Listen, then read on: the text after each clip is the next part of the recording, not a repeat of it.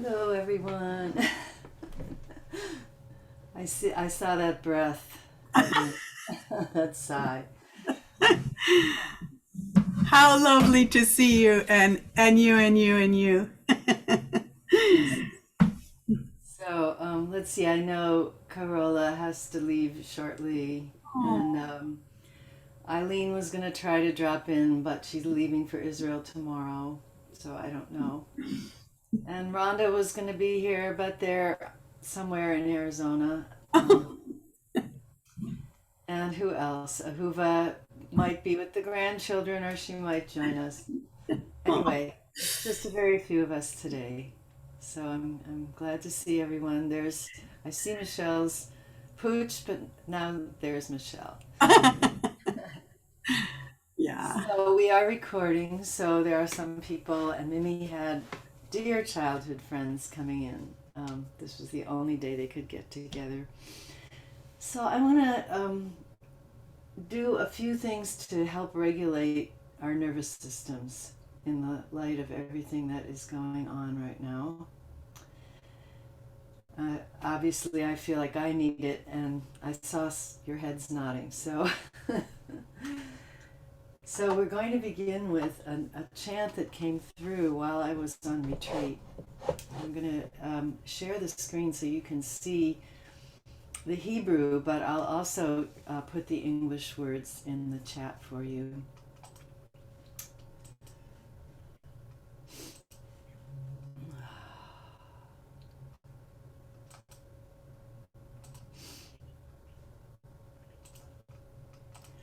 So, I was on Sonoma Mountain in my friend Erwin's cabin for 10 days. And here's Simona.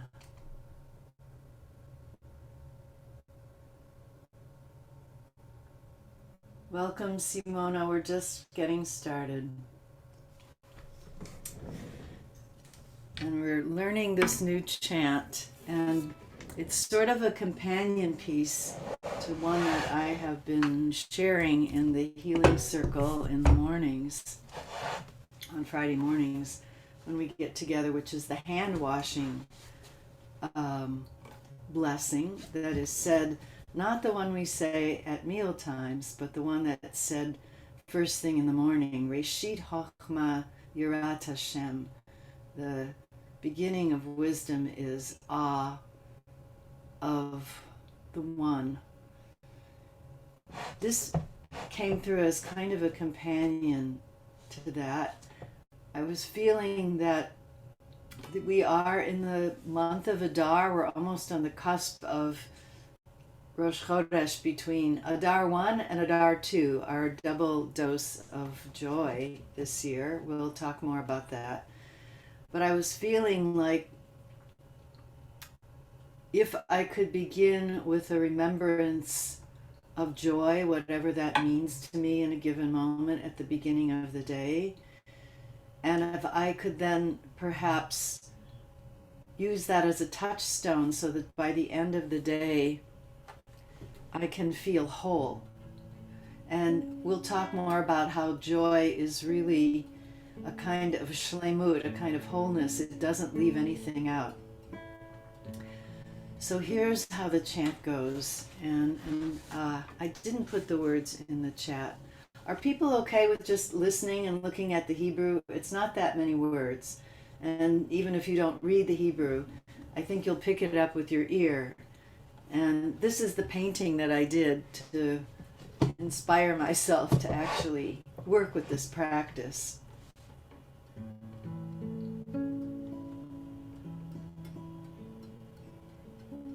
Make sure that the original sound is on here.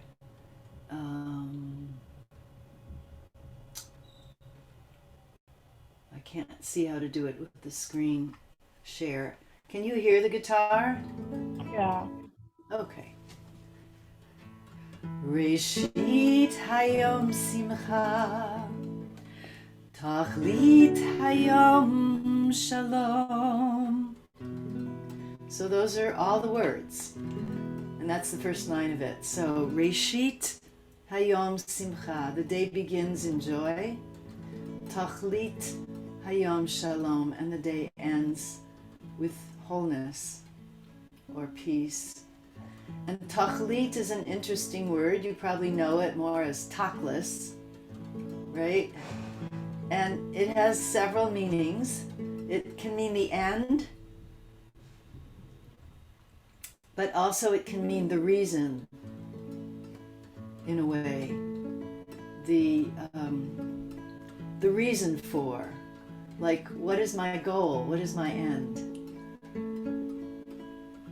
So both the end of the day and also holding in my awareness as a practice this possibility of coming to shleimut, of coming to some kind of peace, even when things feel in total upheaval. So I'll start again with the melody, and it climbs. Reshit hayom simcha, tachlit hayom shalom.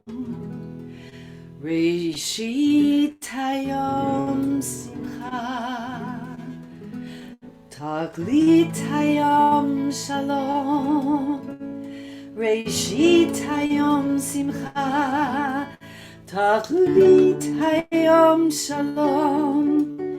Tachlit hayom shalom. That's the whole thing. It's pretty simple. Let's do it a few times and see if you can join me. Reshit hayom simcha, tachlit hayom shalom. Reshit hayom simcha, tachlit hayom shalom. Reshit hayom simcha, tachlit hayom shalom. Tachlit hayom shalom. Reshit hayom simcha, tachlit hayom shalom. Reshit hayom simcha, tachlit hayom shalom.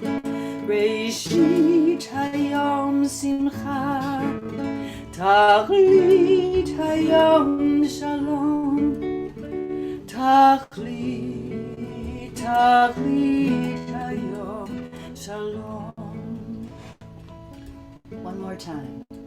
Reshit hayom simcha, tachlit hayom shalom. Reshit hayom simcha, tachlit hayom shalom. Reshit hayom simcha, tachlit hayom shalom. Tachlit hayom shalom. Let's just hum the melody. Na na na na na na na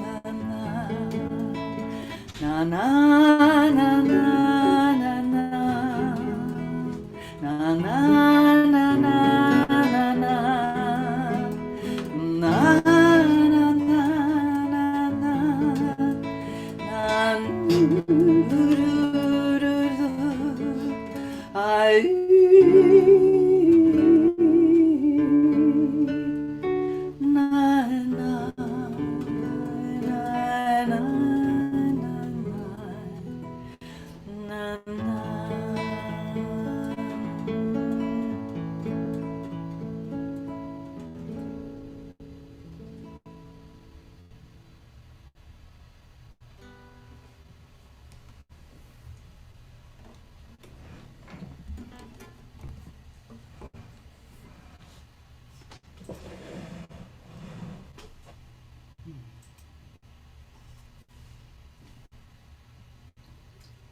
So I'm going to light the candle that I have here just to bring the space into another level.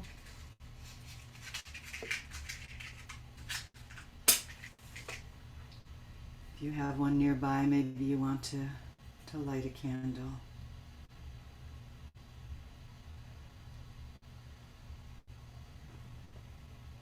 And just holding in the periphery of our awareness all of the loss that's happening right now, the many who are dying in defense of democracy in Ukraine and other places, and we don't know what will happen. And in the face of all this, we're going to continue to enter our bodies and calm our nervous systems. So I want to just play for us in a moment a little waking up music so that we can have a little very short dance together, 3 minutes. Then we'll do a 3-minute meditation, and then we'll have some time to check in. And what I want to suggest for this warm-up dance, this waking up dance, is based on some of the teachings that my dear teacher, Bonnie Bainbridge Cohn, is offering right now about how do we maintain vitality and energy in our muscular system. I just want to invite you to choose a place in your body that is like a doorway for awakening for you today, this evening, this afternoon, this morning. For me, I'm going to work with my right shoulder, which is suffering from too much mousing. But for you, it may be a different place. Maybe you want to awaken a different joint or a muscle or your face or the base of your pelvis, an ankle, a knee, whatever. And Bonnie suggests that we can begin the awakening process by bringing our awareness and our breath to that place. So you actually use your cortical, your consciousness, your da'at to bring breath to the place you want to begin. And we'll be doing this in a short amount of time, but you could take much longer if you wanted to do this as a practice on your own. And then see if you can transition to the cells breathing themselves, and your mind, your brain is receiving the breath, receiving the signals from the cells.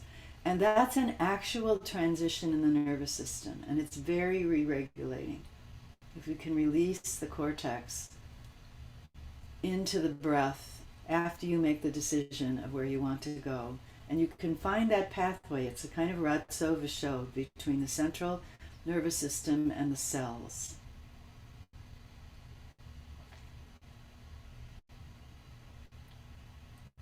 And then just see what those cells need and want. It could be a very subtle moving. I would invite you, if it feels right, to involve and gradually let it spread through your whole body. And this is really the key to the body-mind centering approach to the muscular system, is that no cell is an island. No muscle is an island. Everything is connected. And when we disconnect, whether it's just by habit or lack of consciousness, and try to just move the one thing by itself, it reduces vitality. The energy is actually consumed instead of being built. And this month of Adar is about building energy. In the calendar, we'll say more about it in a moment, but it's either the 12th month or the 6th month, depending on which new year you're looking at, whether the Nisan New Year or the Tishrei New Year. We have both in our tradition. So if it's the 12th month, you're really building the energy before the birth of the new year, right? You're feeling that buildup of energy. So seeing if you can, even if you're moving very subtly, can you let the awareness spread through the whole body to, for me, from my shoulder perhaps to my toes, to the top of my head, that even if I'm doing subtle movement, my whole body is going to be involved. So we'll take a moment in silence just to find where you want to begin and to bring the breath there, and then to make that transition to allowing the cells to breathe you. And then I'll add some music for us, and feel free to stay very subtle, or if the music is energizing to you, you can take it into more full-bodied movement, finding that way of involving the whole body.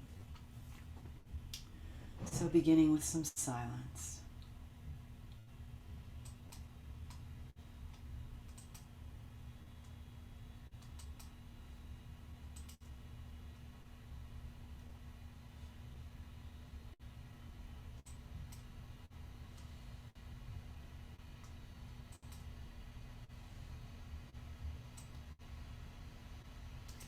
Bringing breath to the area.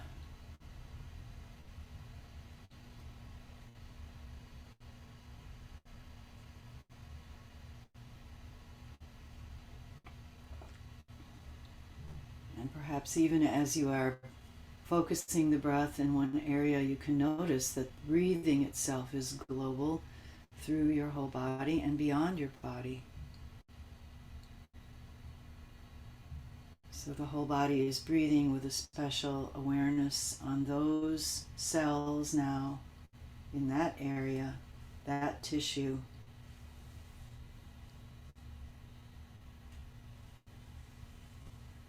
If it's someplace that you can easily touch with one of your hands to help it awaken, that's another way, breath and touch.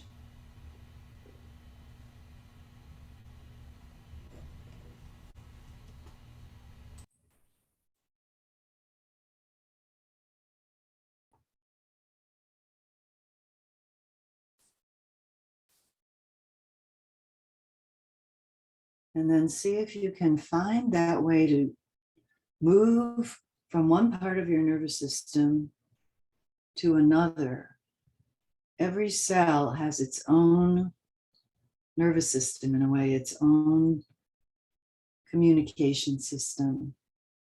So going to the local, that place itself, letting it breathe you, it feed you.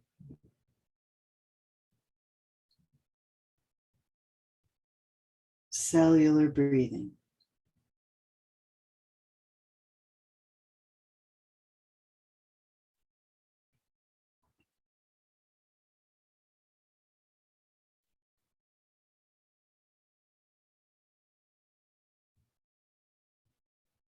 And feel free to just stay with this if it feels like the right thing to do for you right now. I'm going to bring in some gentle sound, more awakening sound, kind of softly at first.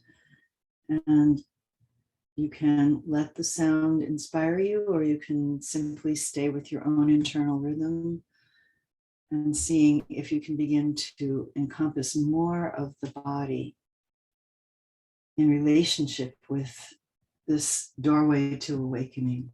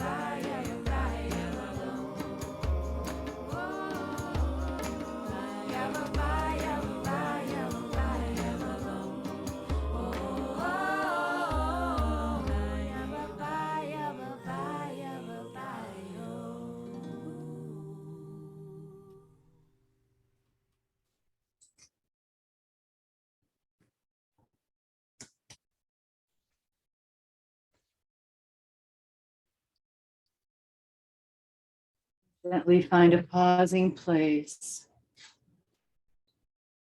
in your moving and take just a moment to receive to soak in.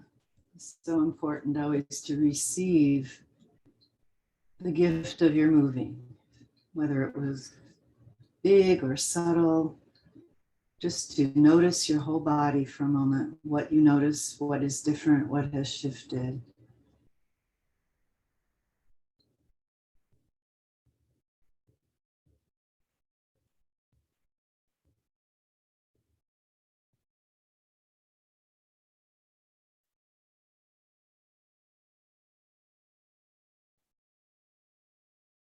Now bringing your awareness to your heart center, just take another couple of moments here. If you want to actually bring your hands to your heart, just softly bow a little bit forward so that the heart can rest into your hands and the back of the heart can open. Now just bringing breath consciously to your heart.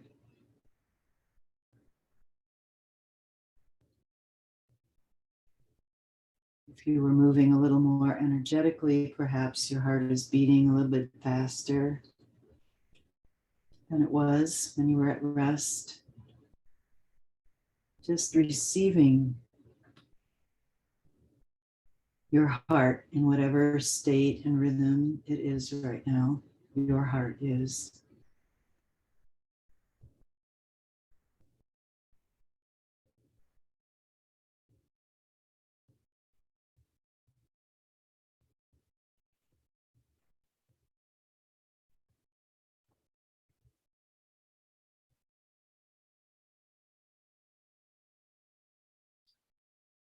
Now bringing to your awareness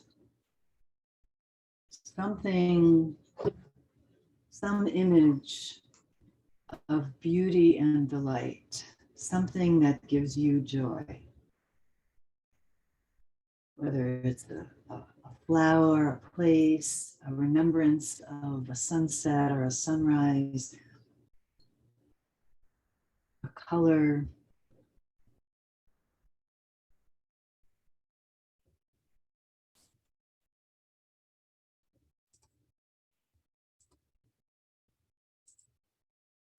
You're really soaking that in as it becomes more vivid in your imagination.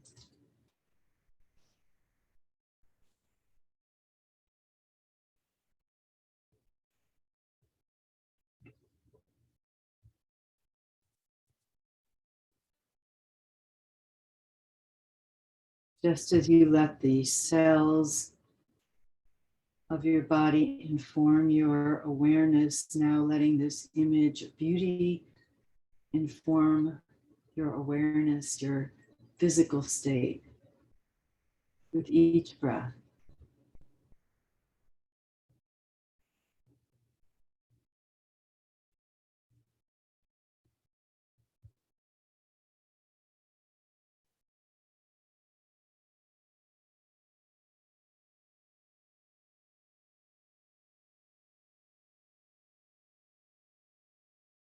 And noticing if there are any areas of your inner space that are braced against receiving this joyful energy, this beauty, and gently inviting them to open, to receive.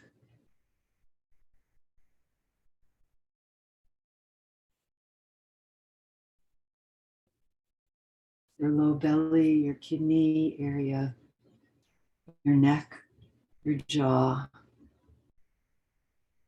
any place that you are aware that you might be bracing.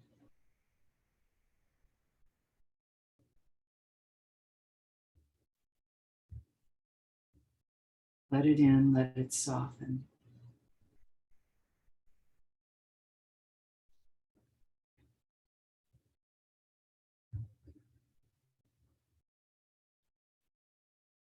And if your eyes are closed right now,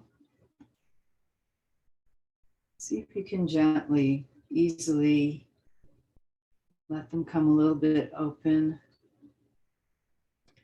taking in the soft colors around you, staying present with whatever sense is filling you.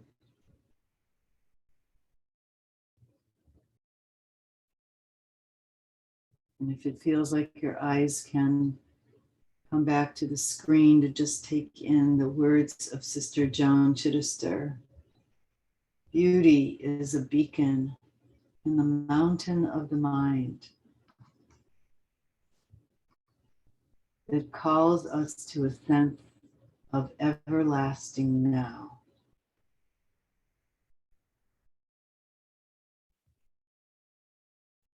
Beauty is a beacon in the mountain of the mind that calls us to a sense of everlasting now.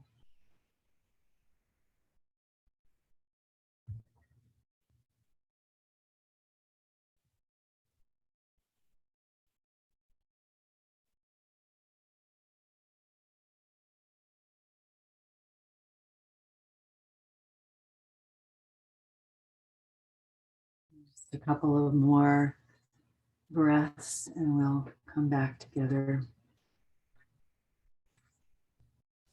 Welcome, Ahuva. I'm sorry if I didn't see you right away. I had my eyes closed meditating. So welcome. We just did a little bit of moving and meditating to calm our nervous systems and begin to infuse ourselves with the possibility of being joyful in this month of Adar, in this time when there are many challenges. So welcome again. Let us take some time to check in.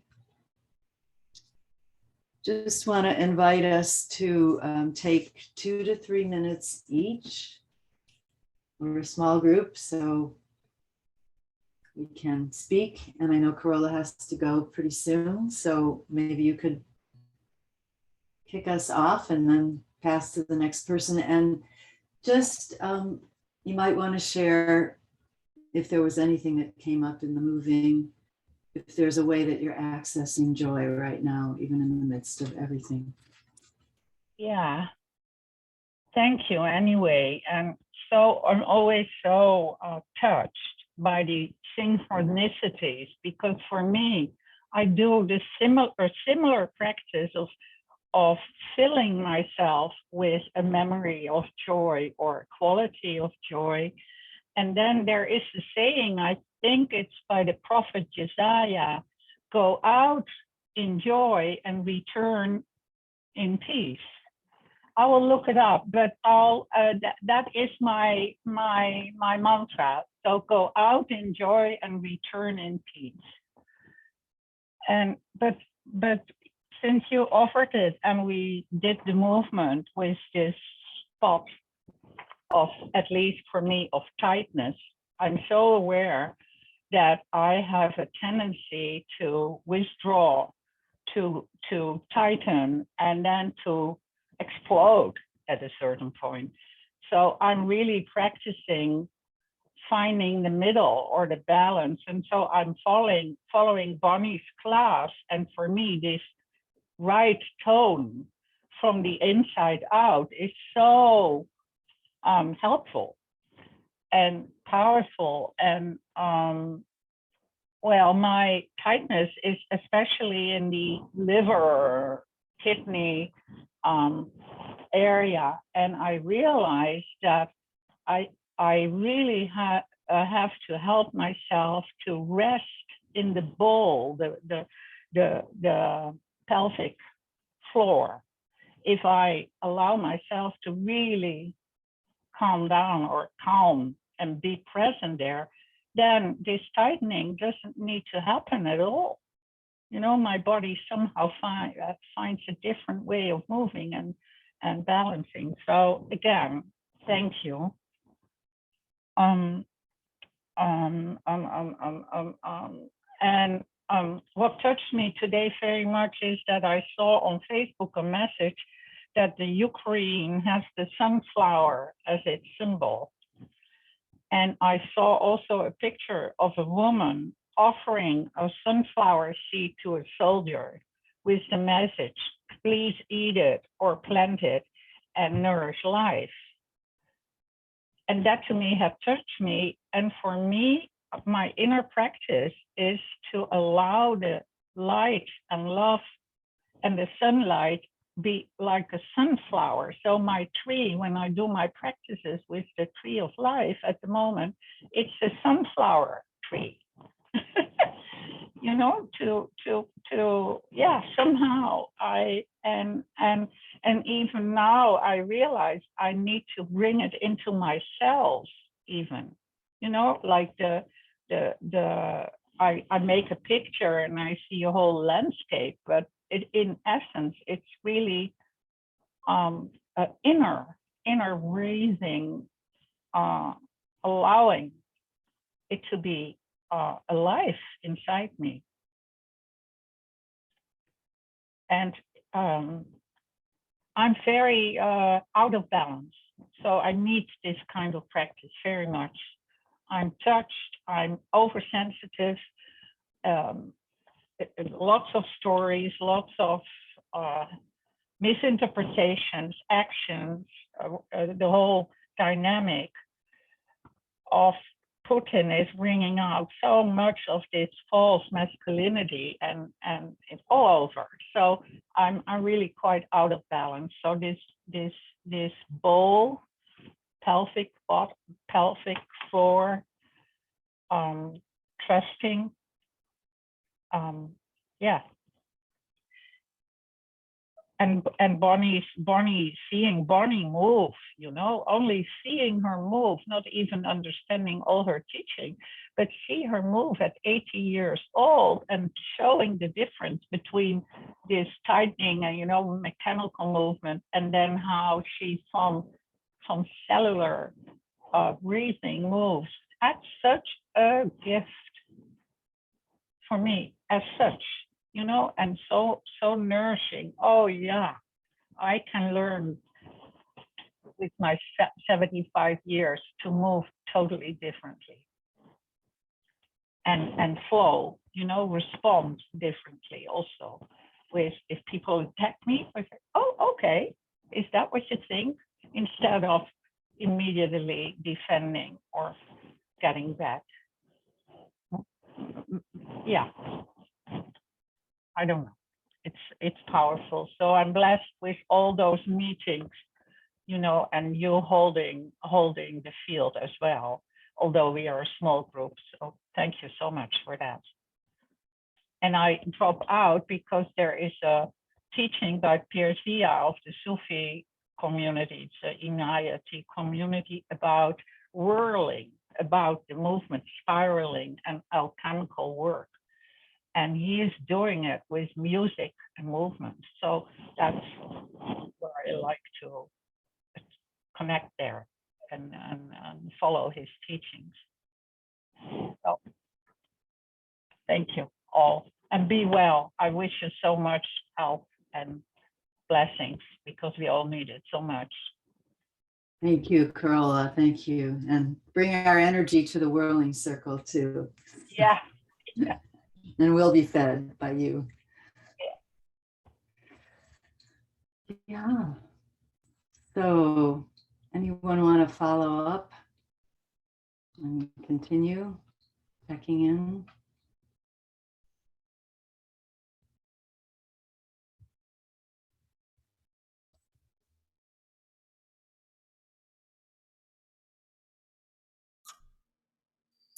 Thank you. Always nice to hear from you, Carola. And my heart and my mind are so so invested in Europe right now that I'm just I can't say enough how lovely it was to remember Joy, Adar too coming. I'm just so heartbroken, you know, and so I'll say first that I've been having this incredible like inability in my in my hamstring attachment. I guess that's what it is. And at the same time, I've got this sore right shoulder, like I'm all mousing, except, I mouse on the left side, but whatever.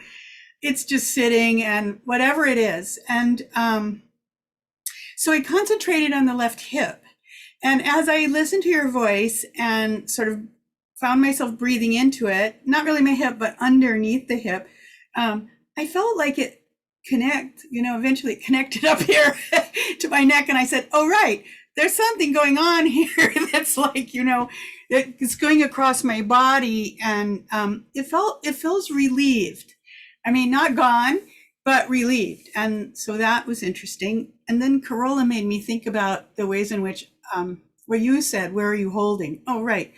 And Carola made me think about how I hold when I want to hear, when I'm reacting to people saying things I don't want to hear. And what kind of holding has that been, and what is that holding? And I'm doing another kind of trauma workshop and working with different things. But one of the things that's really coloring my thinking right now is I've been involved in this Holocaust testimonial project. A friend of mine has gotten testimonials from the Père de Bois. I don't know if you know his work.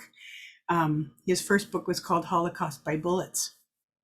And so it's all about Ukraine. And I do have a grandfather from Ukraine whose family was wiped out. And so it's about these, Catholic people who were kind of kids, and they're giving testimony because it's a priest who's come to ask them, and they're showing where there are mass graves. That's really what it's mostly about. This man is a tzaddik. I mean, he's amazing. But they are in French, the transcripts, even though the people are speaking either Russian, Ukrainian, or Polish, or, so I'm translating these as we work for my friend whose family was also in a couple of these villages. And so I'm just like, I'm in Ukraine in many ways. And what I really feel is that every inch of that land has, piles and piles of Jews underneath it. And it's really sacred land. And then when I heard about these tanks rolling across the land, yes, we can pretty much worry about Chernobyl, and oh my goodness, there's a lot to worry about. But for me, I'm just feeling, all of these like bodies under there. Like now when I say Kaddish, I'm like, whoa, I'm saying Kaddish for this extra couple of million whom we sort of didn't ever record, So I've been working on that, and it's been interesting to see my body, what my body's doing. And I'm not moving as much as I normally would, because of COVID and whatnot. And so it's intense. It's just been intense and good and healing. I feel like I'm giving voice to people, and I'm also voicing some of my own, whatever my genetic stuff is, my epigenetic, I feel I'm healing. Reb Ori always says, you're healing up and down. And so I feel that too. So, but it's very nice to share that with you. So thank you. And thank you for the releasing and the joy and remembering that, yeah, it's still my job to be joyful, So thank you. And Shamati. Manu. So just because of what it is today, I'm going to invite us to take a moment in between sharings and come back to our body, and just to notice what you said and what Carola said is so powerful, that when we are perceiving, seeing, hearing things that are challenging, things we need to hear, things we need to express, what is happening in your body? How do you receive or protect, which is also a good thing to do, as long as we're not freezing in order to do that protection? Is there a way of holding in love, holding in presence, and continuing to breathe fully? And I noticed that people were moving as you were listening, which I think is a great thing to do. How is that moving happening? Is it to shut out, or is it to somehow dance with? I don't have answers to these questions. I was responding recently to a poem that a friend of mine wrote based on Milton's long poem, Paradise Regained, which is kind of heady, but I said to him at one point in my response, every poem I write these days ends with a question. And he wrote underneath that, yes. So just raising these questions as possible vessels for practice. So thank you, Evelyn, and thank you for this work that you're doing and the translation and the voices. We'll talk more about voices later today, I hope. So who would like to follow?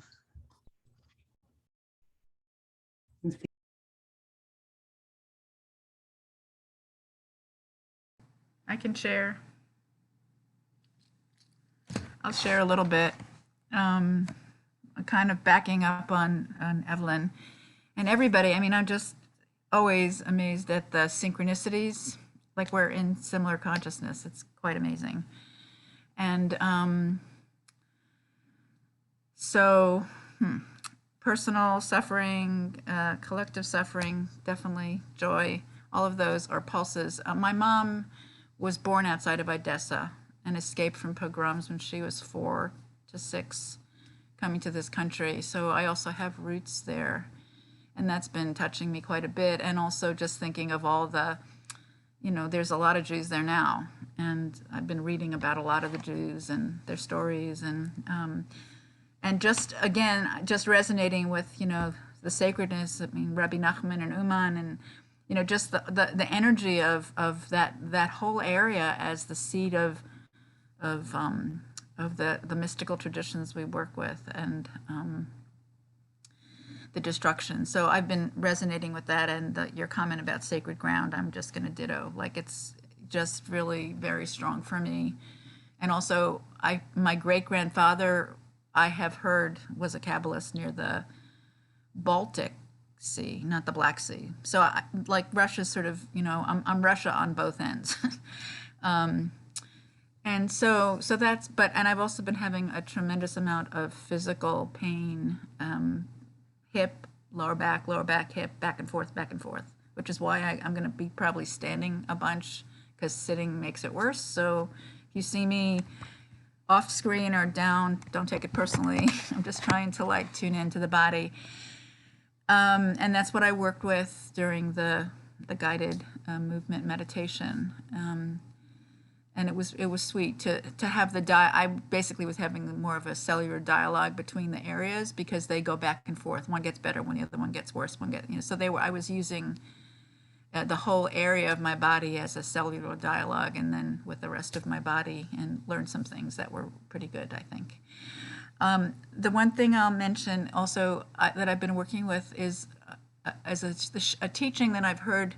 I don't remember which Rebbe it was from. It was, via the Chabad lineage, not the Lubavitch, but this week, about how if we're not sitting in, it was about the consciousness of joy and suffering being one, the oneness, and the spectrum of the oneness. And so the teaching really was like, if you're not in as equally in suffering or joy, you're out of balance.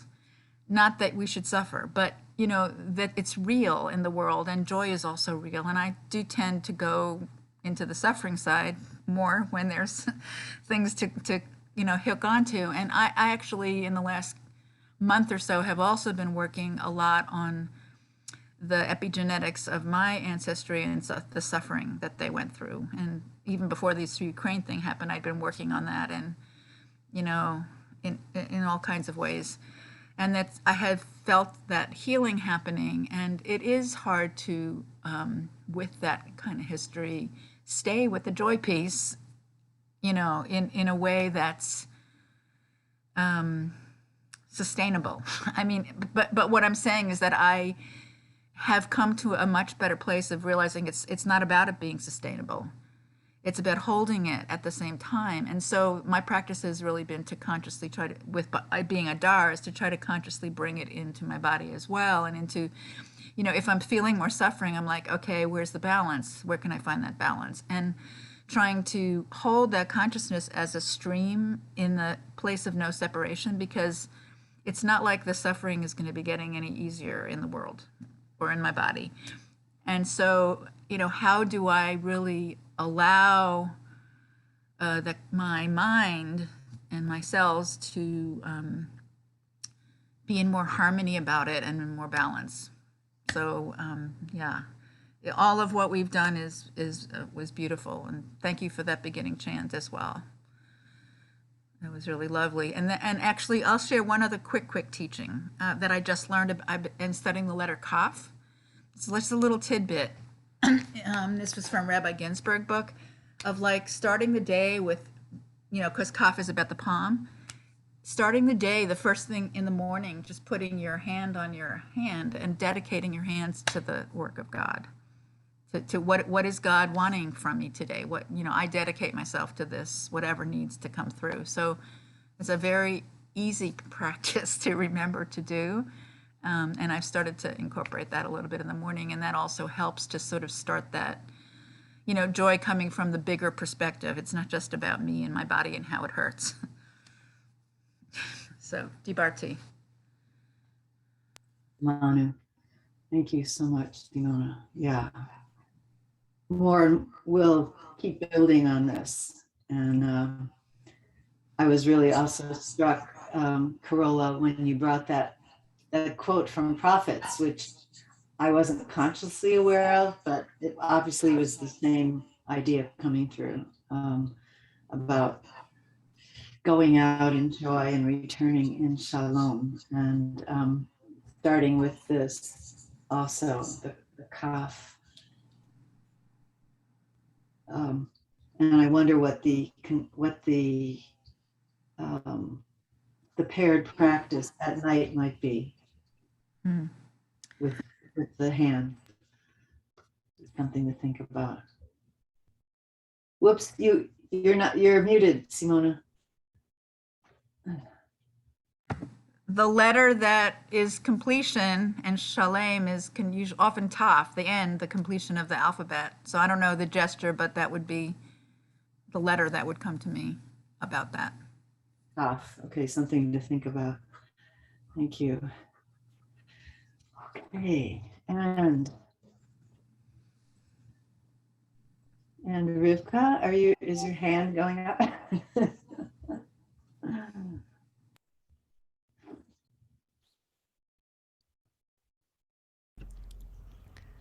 Yeah, I felt inspired to jump in at this point after Simona's share, because, well, I'm going to start because of several things you said, which I'll weave in. And it also started, I think, with Evelyn. So the place I was working with is this right side of my neck, where I have some epic knots. I mean, they're scary. They're like stones. They feel like, like here's a pecan. I mean, but they feel like that kind of thing in my neck. And a couple years ago, working with my spiritual director at the time, she did a soul retrieval, and the sense was that epigenetically it was connected back to trauma, especially on the Polish side of my family. However, in just breathing into this, and the cells were saying to me, we need permission to cry, we need permission to have space to be ourselves, we need permission to have all the feelings, and we need goddess's love, we're thirsty for the breath of love. This was what the cells were saying. And as I listened to you, you speak, both you in particular, I was realizing Uh, my grandma Minnie, too, she was like 6 months old with my great grandmother Jenny, and they were in Odessa, and they were kind of sneaking out. And and how I led a Friday night service it was the first in-person Panay Orb Portland service, and I led it, and it was also hybrid, and I was talking a lot about this joy and Rebbe Nachman and the teachings. What I didn't bring in was that connection that, I wasn't acknowledging the ancestral connection that many of us have, and I realize now in this moment, what you were saying about freezing. I think there was a part of it that was still like frozen around admitting that connection. I mean, I brought in the teachings of joy and that balance of suffering. I talked about my grandfather in the Holocaust and his, that ability that we need the balance you were talking about, that we have suffering and joy are hand in hand. They're not separate. They're one. That's what you were saying. And so what else do I want to share in my last little bit here? I'm just grateful I'm so grateful for this, what we just did and what it opened up. And the last thing, I'll just respond in that kaf practice that you were talking about, the dedicating our hands. That was the other thing that my understanding of Ivdu et Hashem b'simcha, serving God with joy, is for God, the pleasure of God. Like what does that mean to serve God with joy? To give, so that the joy is for God, and that I think as a residual, then pleasure and joy can come in. But I also realize in what we're doing together, that consciousness of breathing in joy, and thinking about, Diane, your practice, the Reshit Chokhmah, because I've been doing that, and that thing of touching the palm to palm. So that now I have even more richness in that practice first thing in the morning. So thank you, Departee. Samano, I'll after Ahuva checks in, maybe I'll just share that practice as a complement to what Simona shared for those who aren't in the Friday morning. Ahuva, can you unmute? Oops, you are muted. Yes, yes, but what about Michelle? Well, I could be after you, Ahuva. I'm still in the little postage stamps on here. Hello? It's all good. Okay. I just, after you've all done all of this work, and I'm coming in from this frazzled place of having lost one of the car keys to Pella, my daughter's car, and trying to figure out where it might be and la la la. And the great joy in my life is my grandkids. So I'm up in the Bay Area, and have been up here a bunch in February, and I'll be up here a bunch in April. And I'm staying with a friend that lives about a half a mile from my daughter. So that's pretty cool. And what else? Several people have mentioned neck stuff, and I definitely have neck stuff as well as my regular back and hip stuff. And I've been having this physical therapy that really has been helping with, which involves a lot of massage of my legs. And being away, I'm not getting that. And it's like, I have to figure out more about self-massage so that I can keep my body in better shape than it is. What else do I want to say? Basically, I am in joy when I'm with my grandkids most of the time. And I'm turning 75 on March 10th, which is like less than 2 weeks away, which seems really amazing to me, but it's true. And I think about I had Yehudi Goldfarb's grandson and Ravain's grandson living with me for a few months ago, and he's 25. And I was thinking about how I'm 3 times older than him. And I was talking to my grandkids, and I'm like 12 times older than and there's just something amazing about having all these years piled up. So anyway, that's kind of where I am as wanting to be healthy, wanting to be able to be healthy and joyful, and being able to be grounded, even though I'm going back and forth a lot between home and the Bay Area, and it's confusing. It's definitely discombobulating. But this is what I'm doing. So this is what I'm doing right now. Anyway, lots of love to you all. Manu, thank you. Ahuva. Yes. And Michelle, sorry. Oh, I wouldn't be. I'm here. I would have warned you. Oh, wow. I learned so much from everyone here.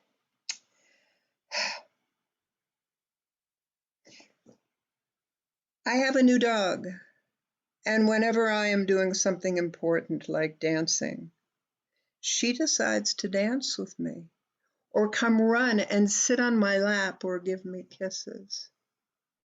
So when I was attempting to meditate on my left shoulder and in the middle of my back and behind my heart, because when I was driving to work, oh, I know 20 years ago, somebody put the back seat of the car in the front seat of the car with me. So I refer to my beloved car accident. I walked away from it, but he didn't touch his brake. And it hurts occasionally. And the interesting thing is, my beloved car accident is right behind my heart. And when I was feeling particularly miserable and I went to the wrong people to try to help me, they were able to tie my worst fears, with my help, of course, to the pain in back of my heart. Worries for my children, worries about religion, you name it. Think of the worst possible thing in your life and tie it to the pain in your body. Especially if you're good like I am, think of something that you can't change. It's delicious. So when I was moving that part and I reached out and I was there, my dog nibbled on my hand because she reminds me to stay present, to stay happy. When our beautiful Chandana passed away and I started wearing a bell in one of my ears for her, or a bell on my purse because that tinkling voice always made me happy. I looked down at this lunatic in my house and I said, Michelle, you don't need a bell. You've got Miga. She will remind you of Chandana every time she bites your finger when you're trying to meditate. It was my privilege and joy to attend Klezmer Kirky this weekend. And as you know, I not only do dance as prayer, but I do klezmer dance. And we were lucky enough to have Bruce Bierman come again this year as our beloved dance teacher. And since everybody is sharing what they learned from teachers, you are all my teachers. But so is Bruce. And he brought a poem to us. And it's called The Circus Lady, and you're probably familiar with it. It's Celia Dropkin's Circus Lady. And as he read a line at a time, we danced it in our troupe. So since everybody's sharing what they know, I'm going to read to you, and then I'm going to tell you what this did to me, and you can figure out what it'll do for you. Her name is Celia Dropkin. Does anybody know the Circus Lady? Ah, interesting. Okay. Well, it's written in Yiddish, but I'm going to read it in English. I am a circus lady and dance between daggers that were erected in the arena with the points upward. My flexible light body eludes death by falling, touching barely, barely the sharpness of the daggers. With a held breath, one watches my dance, and someone out there begs God on my behalf. For my eyes view the points in a fiery circle, and no one knows how much I would like to fall. Tired am I of dancing among you cold, steely daggers. I wish that my blood would heat you up on your points. I want to fall.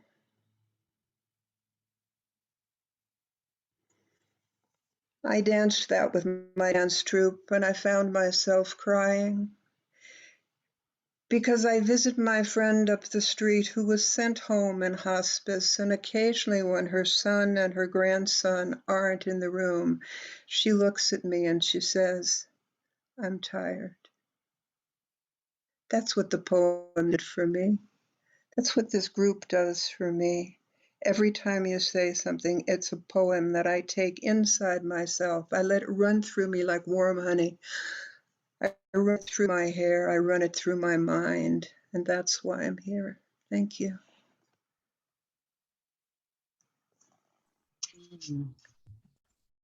Amanu, thank you. Michelle. And thanks, Bruce, for the poem.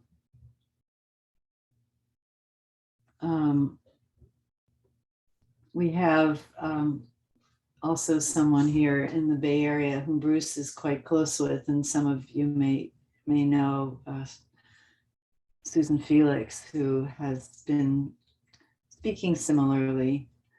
Why am I still here? I was ready to go, and now I'm back, and what am I going to do? And yeah, and dancing among the daggers feels like an apt image for lots of things right now and in the past that we carry in our bodies. So I'm really, really glad to be here with you all. I'll just share a couple of things based on your check-ins. I dropped really, really low yesterday. We had a program last night. Evelyn was there. Evelyn spoke in behalf of Hanan Sills, Rabbi Hanan Sills, and Rivka, you were there. And I could barely be there, I have to say.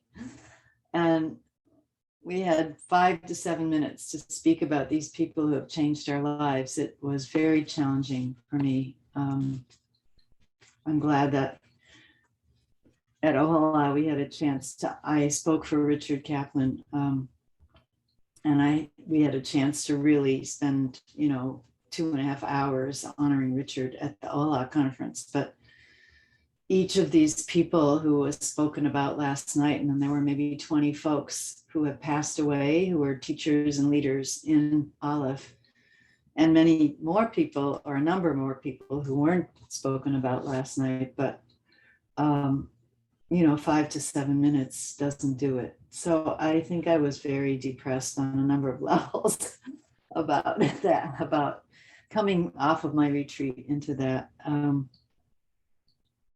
So I'm really, really glad to be with you where we can take time and speak from our bodies, which is all I care about right now at this point in my many years of life. I just wanted to pick up a few little things going backwards through the check-ins. Self-massage. Ahuva, yes, I want to say yes. Bonnie is talking about this all the time. I do it every day. before I get out of bed even, well, I get up to pee and then I go back to bed and I do all over my whole body. This is a yogic practice. I call it bed yoga, self massage. And then before I get up, after I do some other practices, I spend a fair amount of time with my feet and legs. And Bonnie has taught this, as a way to really activate the fascia, the connective tissue. And I just do it in bed. I do one leg, 1 foot at a time. I put my fingers between my toes. I circle. I'm not going to really use my legs until I've given them some attention and the circulation, the fascia. So I do both legs and both feet before I get up. And that brings me to my next practice, which is the hand washing that Rivka referenced. And I won't spend a lot of time on it today. Maybe we can do it as a warm-up practice next month. But it's and the movement of it is actually something that I've done with my Qigong teacher. So you can do it either right on the body, the one side at a time. First the inside of the arm across the shoulder, then the outside, and then the other hand, the other arm. I go back and forth one side to the other, and then ending with the scoop and bringing the energy right down through the core of my body. So this is the traditional hand washing that would be done getting up in the morning, which for me also is like what you said, Simone, it's a dedicating of the hands, but it's not, the same bracha that we do when we're washing our hands for meals. Reshit Chochma Yirat Hashem, Sechel Tov L'Kol Osehem, Tehilato Omedet La'ad, Baruch Shem Kevod Malchuto Le'olam Va'ed. And there's a melody that came to me for that too. So I'll maybe make a note to share the whole practice. We've been doing it in the Friday morning healing circle. Let's see if there's anything else I wanted to respond to. So many beautiful things in the check-ins, images that I'm going to come back to. This sunflower image, that was quite amazing. I'll just say that my father's mother's father emigrated here from Kiev. He was a jeweler and silversmith. I have his Kiddush cup that he engraved with his own initials, AK, Abraham Katz, was my great grandfather. He lived to be 96. And I think I was about maybe 1 or 2 when he passed away. He made a little gold locket for me that I kept and had until it got ripped off when I lived in New York. It did everything of value that I owned when I lived in New York. And he left a family in Ukraine and married another wife when he came here, which wasn't that unusual.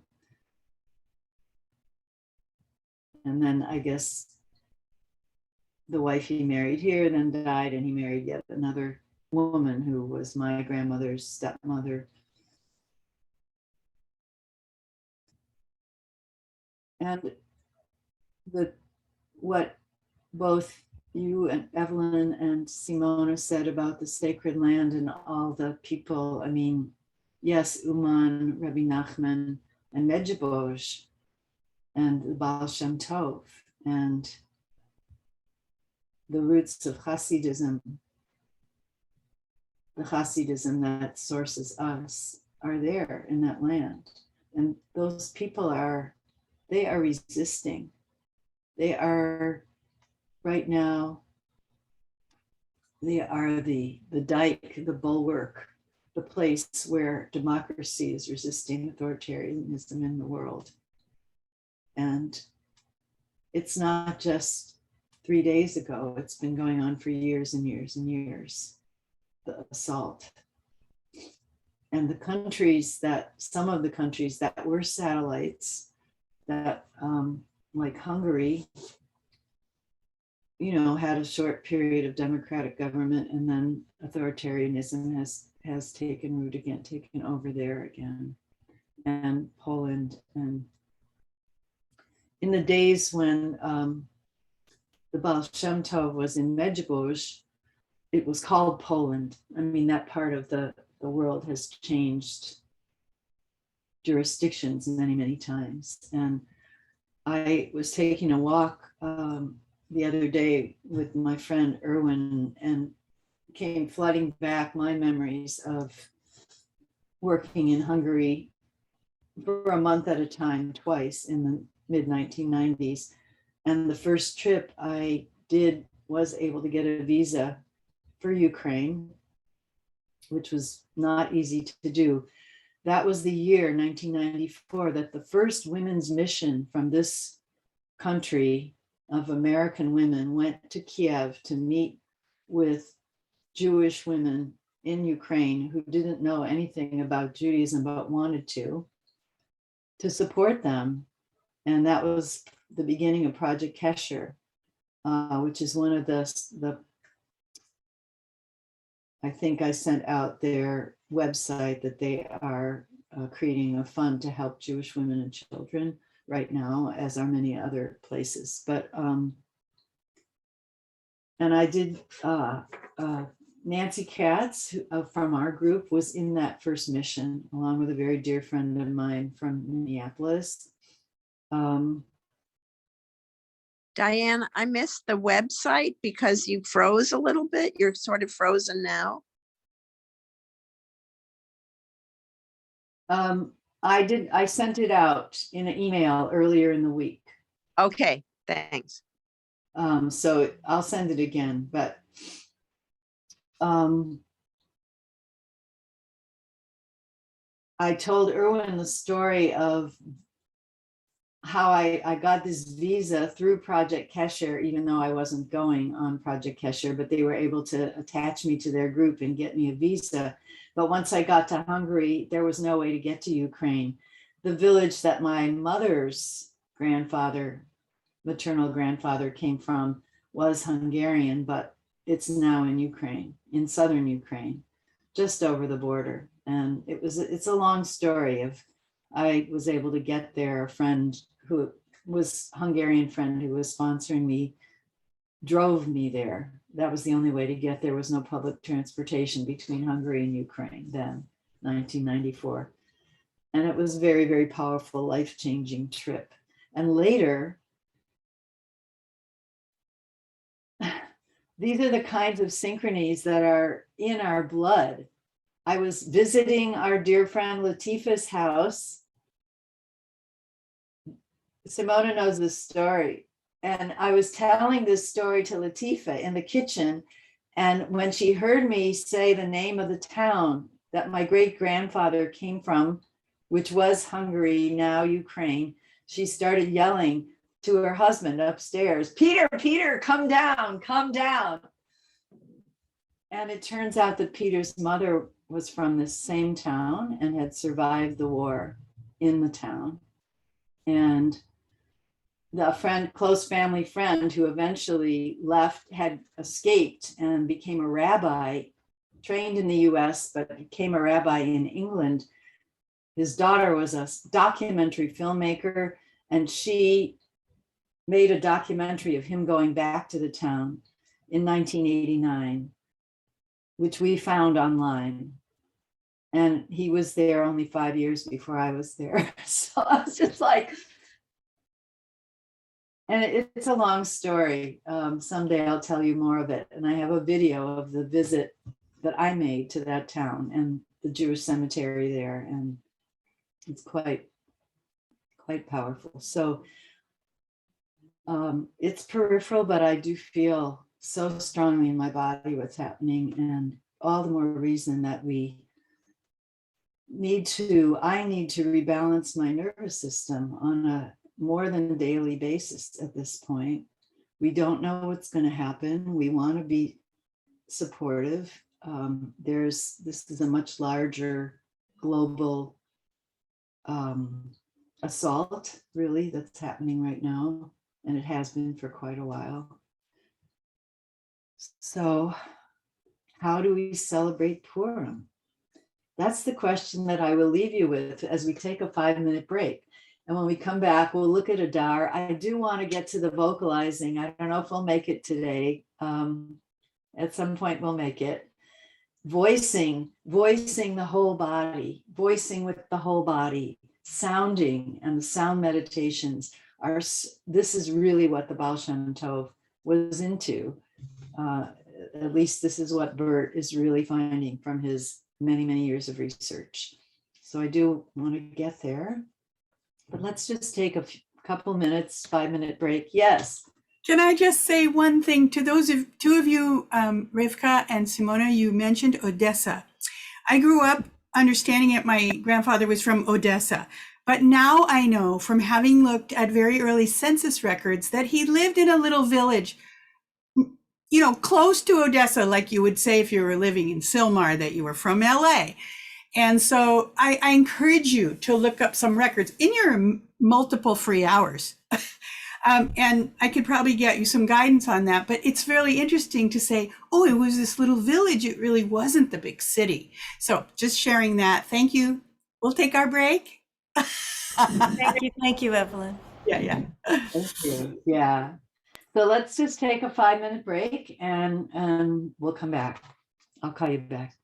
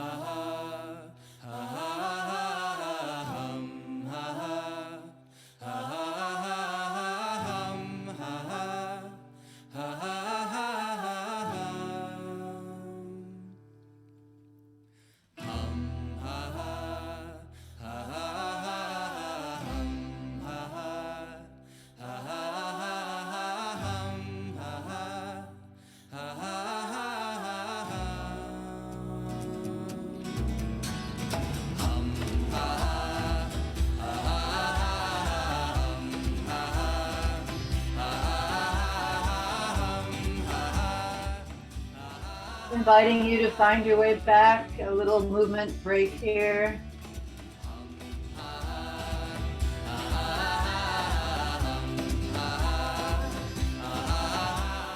Might want to just move with each other on the screen when you come back.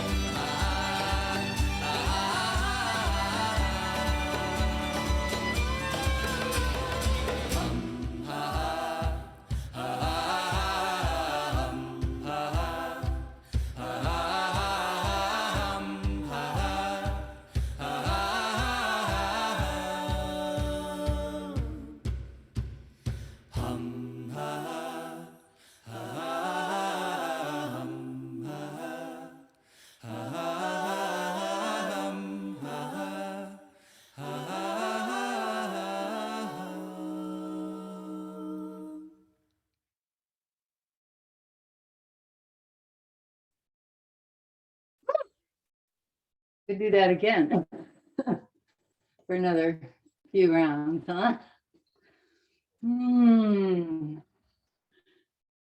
Yeah, maybe just to notice before you settle in again what the effects are of that. I don't do enough of that. I mean, sometimes I go out walking and climb hills, but just getting that blood going. Carola was talking about watching Bonnie Cohen, my teacher, move, which is really something quite amazing to see. 80 years old. And she'll be down on the floor showing how, I'll just show you one of the moves she shared. Let's turn on this side so you can hear me a little better. Just talking about moving from the distal joint, how the proximal movement when you move from the wrists is really different than when you do it from the knees. And she was just showing how when she moves from her wrists like this, then her feet are free to come off the floor like that. 80 years old, you know. So it really does make a difference when we're working with the tone of the body this way. And that's the word that I didn't mention, but Carola did bring, that underlying tone. And we really have been talking quite a lot about that. Bonnie for years called it postural tone, which is the technical term. That's the basic underlying muscle readiness. It's a neuromuscular, it's the tone of the relationship between the nervous system and the muscles. And you can talk about tone in any level of tissue, really. The tone of the fluids, or the tone of we usually don't talk about the tone of the bones, but I suppose you could. And that there's a baseline that gets set very early in utero, probably even before conception, those of us who are thinking about epigenetics, a baseline tone. And how do we work with that? And how do we get to know what our own baseline is? We're trying to find a new way of talking about it. Primary, underlying, fundamental, primal, natal, prenatal tone that we sort of come in with. And then that's what we get to really play with and work with. And so if we're coming from these lands, these sacred lands, that we have this in our blood, where people were dancing among the sharp points of the knives all their lives for generations and generations. And suddenly you're in a place where it seems like there's no knife points, but you're still dancing among the points of the knives, right? And then suddenly, whoa, they appear. And then what do you do? And so I want to bring up the screen. Yeah, Rivka? Just a very quick thing. First of all, as I'm dancing, I'm like, I so want to be in retreat in person with you all again. I'm like, like my whole cellular being. Okay, that's one. But thank you for this, because I really felt the release. And like you, I haven't been moving enough. The other thing I wanted to bring in that felt so poignant when we began with the breathing into the part of our body, and then you were talking about, Diane, this transition moment of where you're breathing into the part and then you allow the cells to breathe you. And that was enormous. That was when they started speaking, and so I'm going to work with that a lot. I just wanted to name it again because it's so powerful and so subtle, but for the cells themselves to breathe is a permission that rather than breathing into it, it's powerful. Yeah, thank you for bringing that back again, Rivka. There's a stage in there that I didn't name, which is going from the cortex, the frontal lobes that decide, I'm going to breathe into my shoulder, which is already a complex thing because you're already getting information from your neck or your shoulder or your belly, whatever it is. But you make that decision to consciously go there and bring attention and breath. And that's already a loving kindness practice, right? And then Bonnie talks about a transition to the hindbrain. This might be helpful for you. If you can think about it moving back, what the initiation of this action moves from the forebrain, the big cortex, back to actually the hindbrain, which is where the automatic control of the breathing is, in the medulla. And then, yeah, the medulla is where down into the brainstem, yeah. And then if you can make that further transition to the cellular level, but that there's that intermediate stage that can be helpful. And it's a sense of moving back, the same way as Corolla had the directionality for her of moving down from up here down to the belly.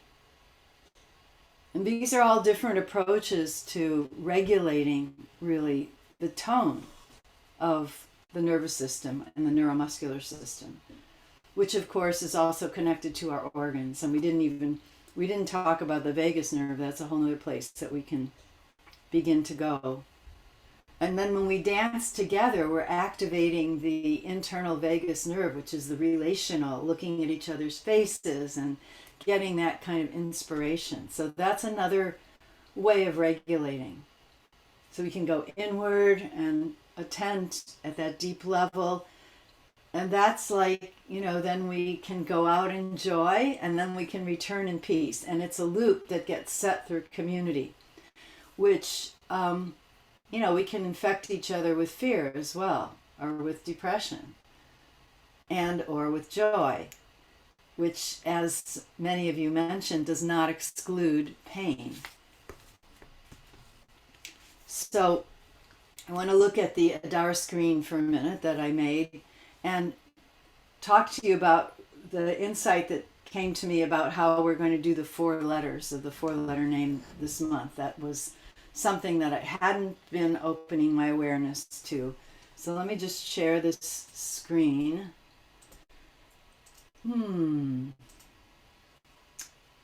Okay.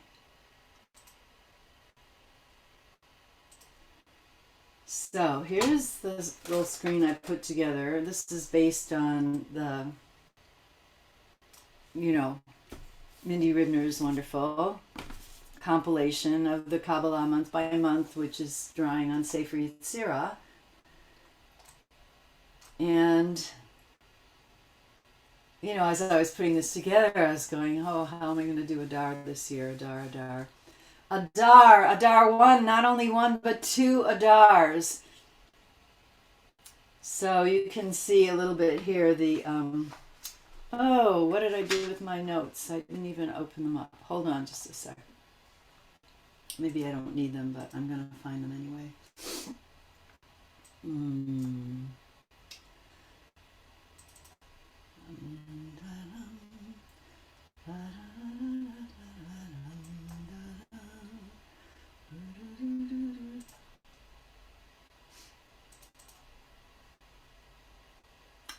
Yes.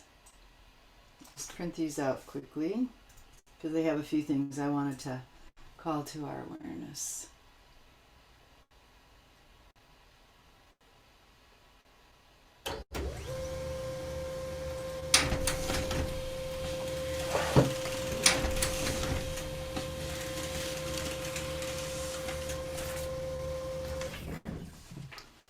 So you can see on the slide here that the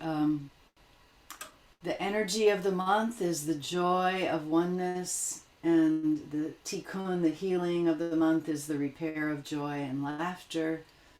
We're in the sign of Pisces, of the fish. the double fish. One is looking back toward Aquarius, the other one looking forward toward Aries, swimming around each other. Fish have a lot of significance in our tradition. They swim with their eyes open. They're a symbol of awareness of Da'at. Pisces, the holiday of Purim, which is a holiday of hiddenness of the divine in one sense, but the divine being present in all of the embodied material world in another sense through human beings, and that divine feminine presence of Shekhinah represented in Esther Hadassah, who, saves the people by being in the right place at the right time, by daring to reveal herself at the correct moment.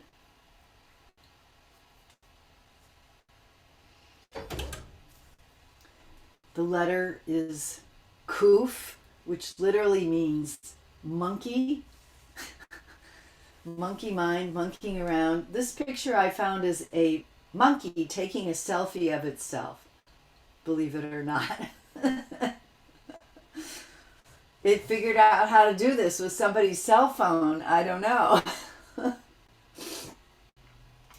And the other words that begin with Kuf, that come from Kuf, is Kedusha, Korban, Kabel. So holiness, and Korban is drawing near, and Kabel is receiving. So there's something about opening to take in.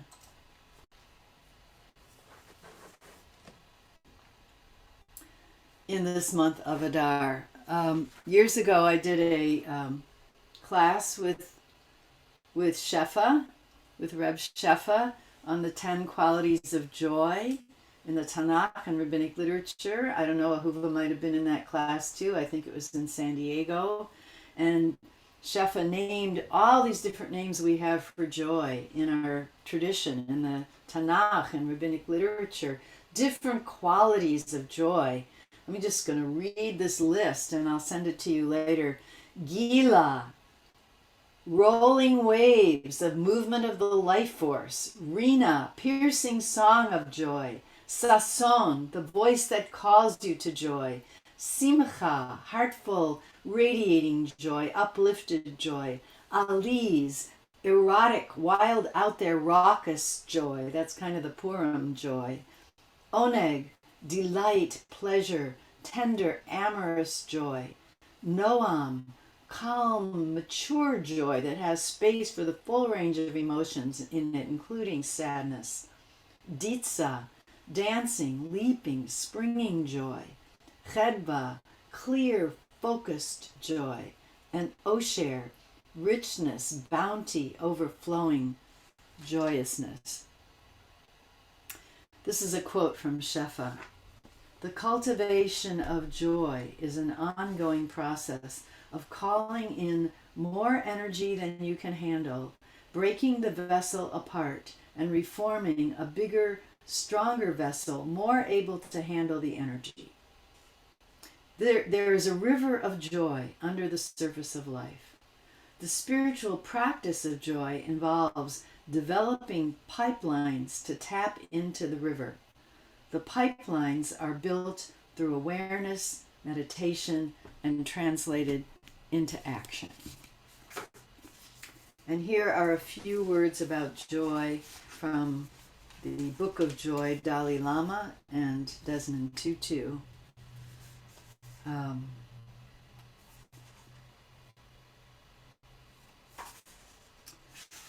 That talk really about the fullness of joy.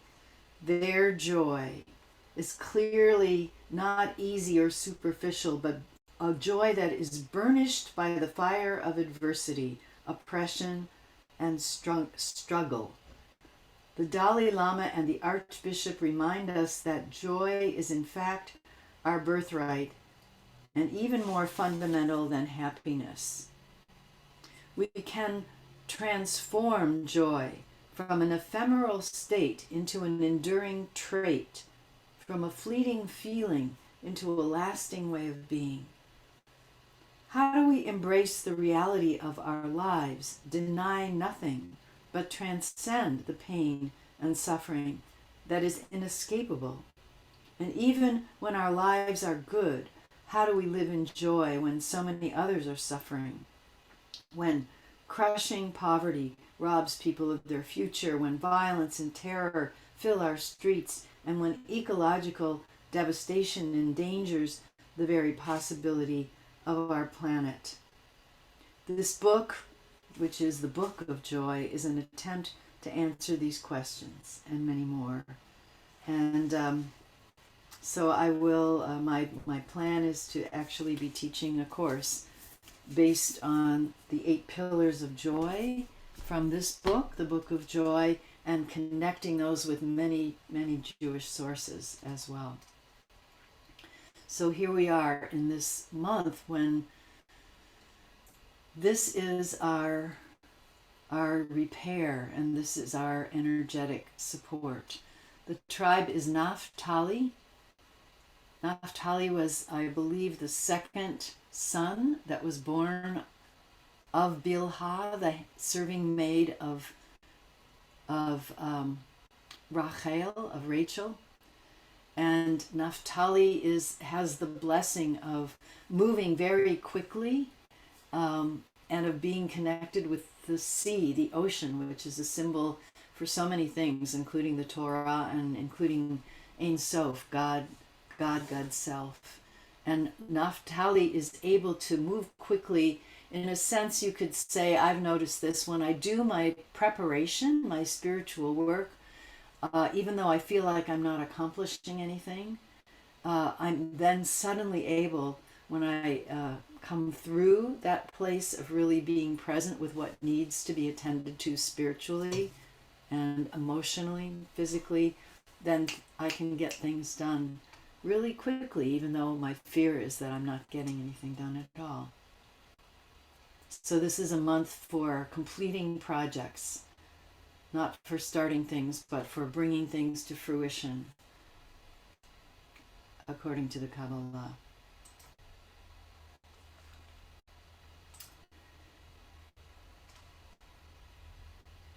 So I want to share with you a way of embodying the 4 letters for this month. And it brings in the horizontal plane. So I realized that I've been mostly thinking about the Yud He Vav He in the vertical plane, and there has been some sagittal movement because of the Yud, because of, for me, the Yud is an embodiment of, from basically the pituitary third eye back to the hindbrain, and really encompasses the whole movement of our brain. So that has given us sagittal movement, which is forward and back, but we haven't really brought in horizontal movement. So the order of the letters is He, Yud, Vav, and it's very much about that Vav is a tzinor, it's a pipeline that brings consciousness into the entire material world. So it is that place where Shekhinah really becomes, Shekhinah is in the foreground, is the agent, the messenger, not just the receptacle, but the actor. That is Esther in the Purim story. The Shekhinah becomes the actor, and God is present not so much in that God way, but in everything, in the and in the fun and in the dancing and in the warring, which we always hate. We don't want to read that part of the story. The Jews are given permission to defend themselves, and then they kill all these people. It's kind of a superhero fantasy in a way, but can we have one without the other? That's the question that I'm hanging with here,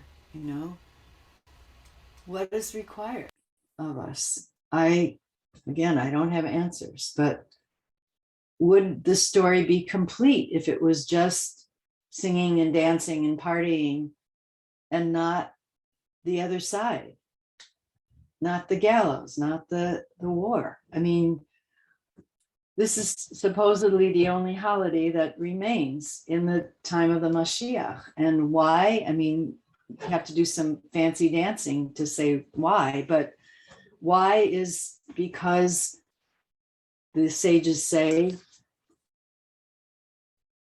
the divine is present in every aspect of the material world in this story. So for me, let me show you how I came to embody. Yeah, Ahuva. Still muted. If you take away the negative stuff, then there's no story. It's like you can't just have no drama. You can't have no, the other side, or else nothing happens. Yeah, I think that's definitely the point. And this is the nature of being human in a body, right? So what you just said, Yes. I want to take that in because it's really profound. If I take away the pain in my body, there's no body, right? If I take away the pain of giving birth, there's no child.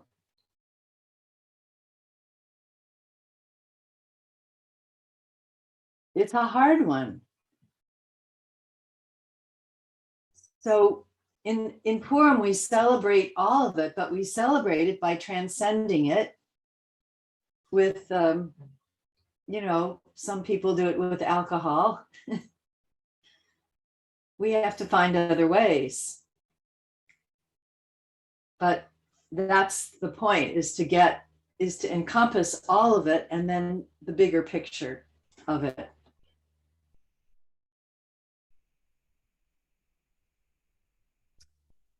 So in the way of looking at the letters, the Hays are vessels and the Vav is a conduit. And I feel the Yud also as a conduit. So let's see if I can put on here so you can hear me well enough. So I'm starting my hay. Let me get my glasses so I can see you all.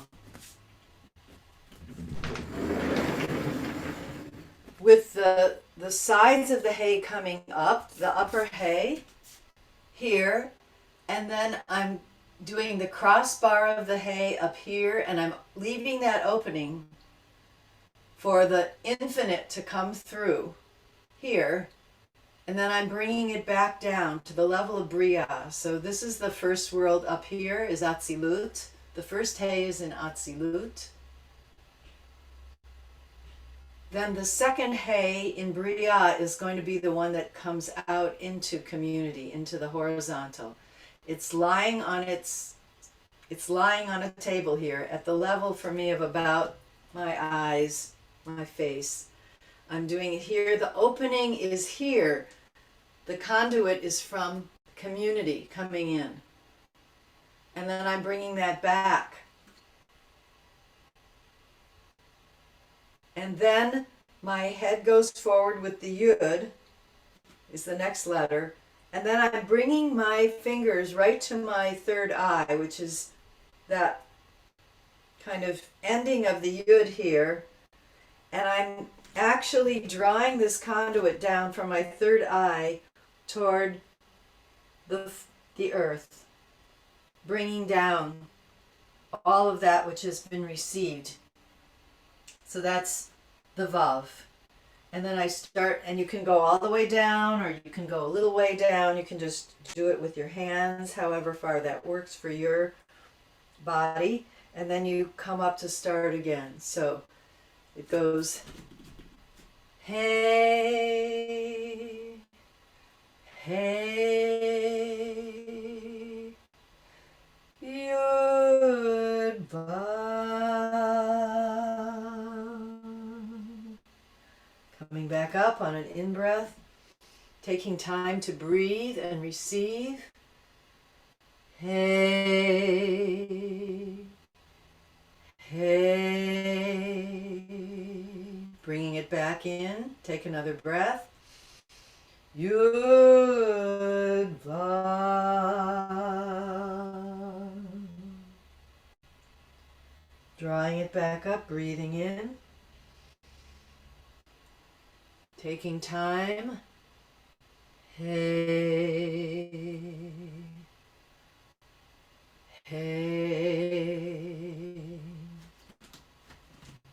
Yud Vav. Breathing. So I'm actually drawing energy up from the earth here as I come up for that hey. Hey. Hey. Bria. This is Yitzira. Yud. Asya. Vav. Breathe. Receive. Vessel. Opening the vessel. Hey. Hey. Receive. Bring it in. Yud Vav.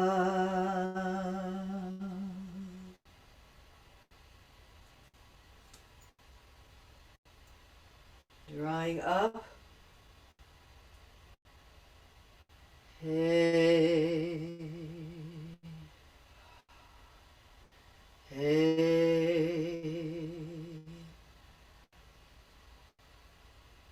Yud Vav.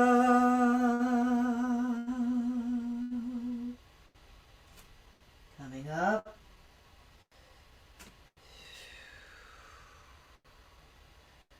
You take time to feel that vessel that you're creating with the two hays.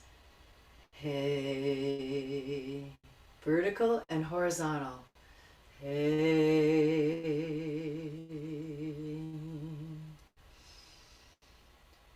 Yud Vav.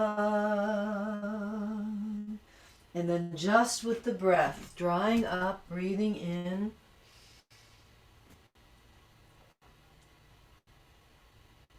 And then this is an exhale.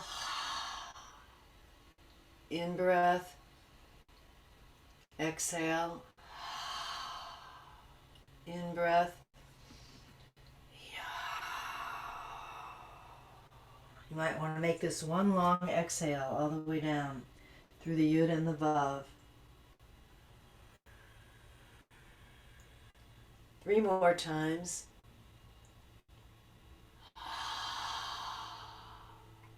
Inhale. Exhale. Inhale.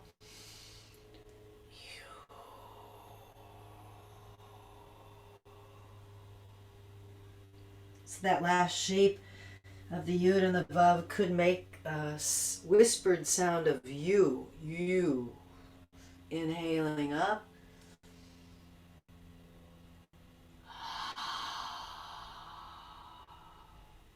I'm kind of pushing the breath a little bit, but you can do it more gently.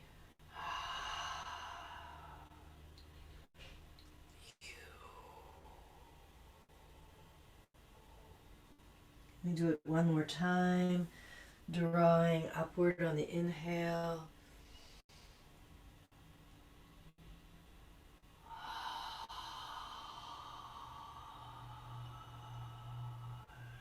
Inhaling and exhaling. Inhaling and exhaling. One long exhale.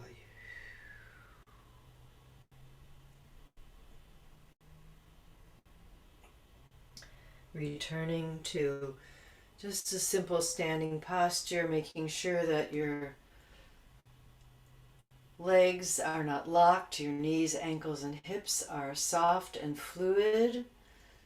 So here we can draw on the Piscean energy to feel that we're really being supported in a medium, a watery medium, outside ourselves, inside ourselves. And just feel your body there, standing but floating.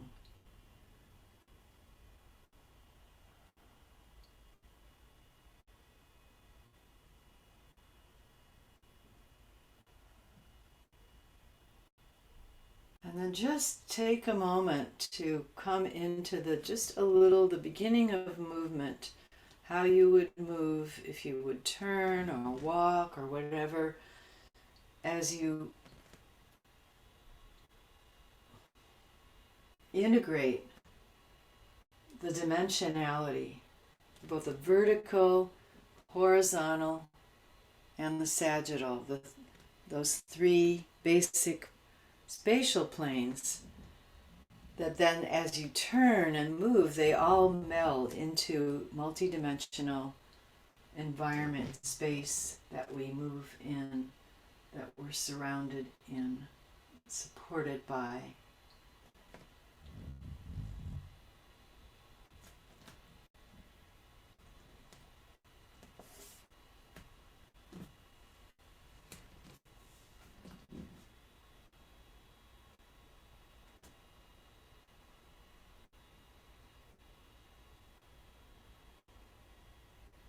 And if you can, as you're moving at some point, just let your gaze at least glance back to the screen so you can just see and feel everyone else as people are just gently moving or walking or feeling the multidimensionality. That we're here together.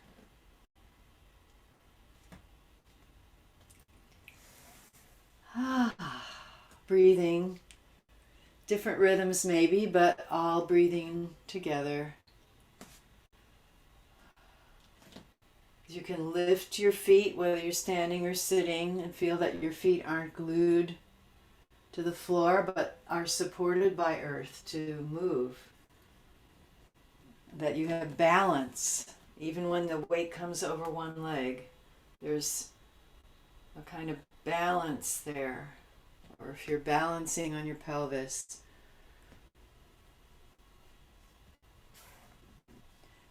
And then if you're moving slowly like I am, just see what it's like to move at a faster pace, if you wish. Either a more normal pace or even faster, like Naftali, who's able to move quite quickly and get things done very swiftly because the water is a support, the fluid is the support, your breath is a support, the planes are a support.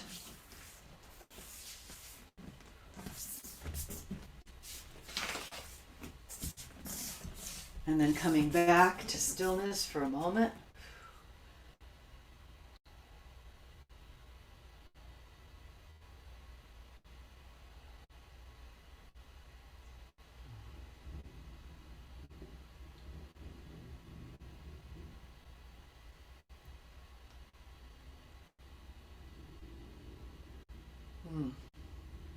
And let's return. Take a moment to share anything that came up, questions or observations.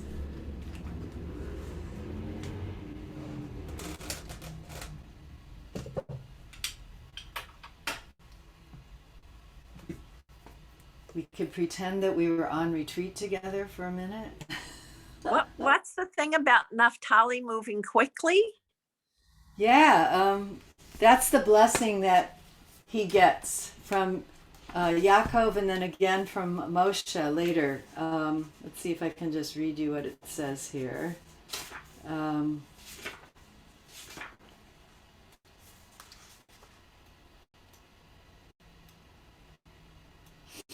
Where are you, Naphtali? When Rachel lent her handmaid Bilhah to Jacob, that's the son that was born, is Naphtali. Naphtali represents her zeal and gives her a sense of satisfaction. When on his deathbed Jacob blesses Naphtali, he says that Naphtali is described as a deer-like messenger. This is from Genesis, and it's that last part of Genesis where Jacob is giving all those really bizarre, you could hardly call them blessings, to his sons. Some kind of description of who they are. As a deer-like messenger, Naphtali does things swiftly. Rabbi Samson Hirsch, in his commentary on Naphtali, says that this blessing implies that Naphtali may not be particularly productive or creative, but he knows how to express himself in beautiful words and carry out what needs to be done efficiently and quickly. The energy of Naphtali reminds us to complete things as quickly as possible and to be mindful to speak good words as we do what we need to do. And the way I take that, the way I shared it is, I've had this experience of, I think nothing is happening when I'm doing my process work or in a group when we're taking all this time to process. But I noticed if I really, or a group really pays attention to what's in the room and takes time to share it, then the things that need to get done like that. Even though you think you're not doing anything and you're just wasting time. But it's not a waste of time. That's how I take it.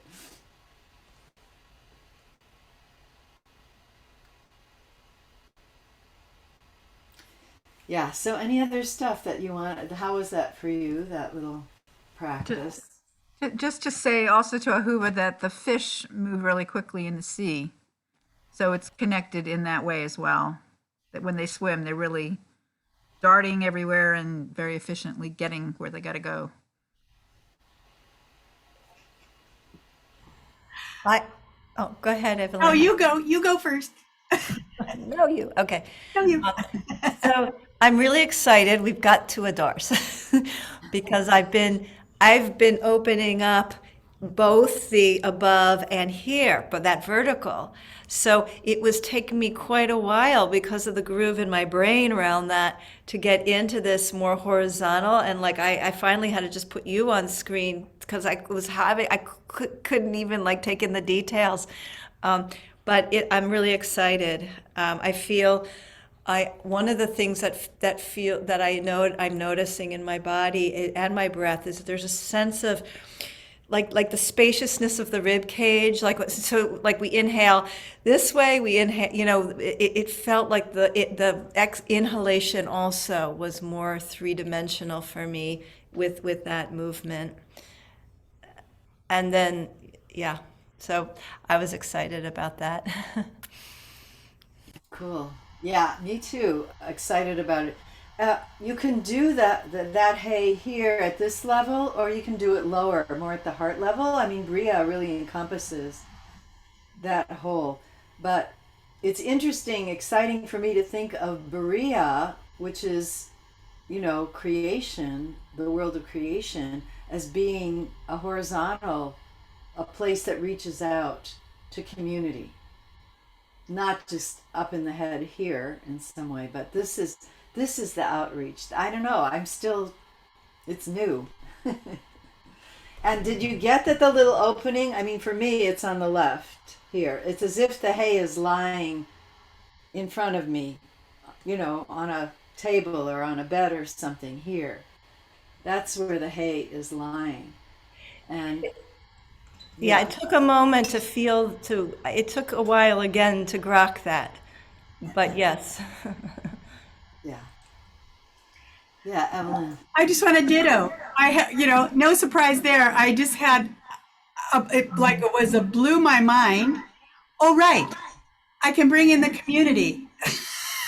That was huge for me. It was like, wow, if I want to try to transfer some of these practices, Sorry, I'm echoing. I need to be able to sort of access, especially in Zoom, right? You really want to access the community. So I love that. But then I double loved what Rivka just said about the rib cage, because boy, I've practiced so hard trying to breathe, like a puffer fish, because that's what you do as a cantor in order to hold, as much air as you possibly can. And, you've never done this, but if you ever were to hold Jack Kessler, which is what we all have to do, it just goes wah, wah, wah. He's breathing like a puffer fish with total relaxation in the shoulders and the neck and all, because we all go, ah, so just was awesome. Thank you. And thank you, Rivka, for that insight. That's great.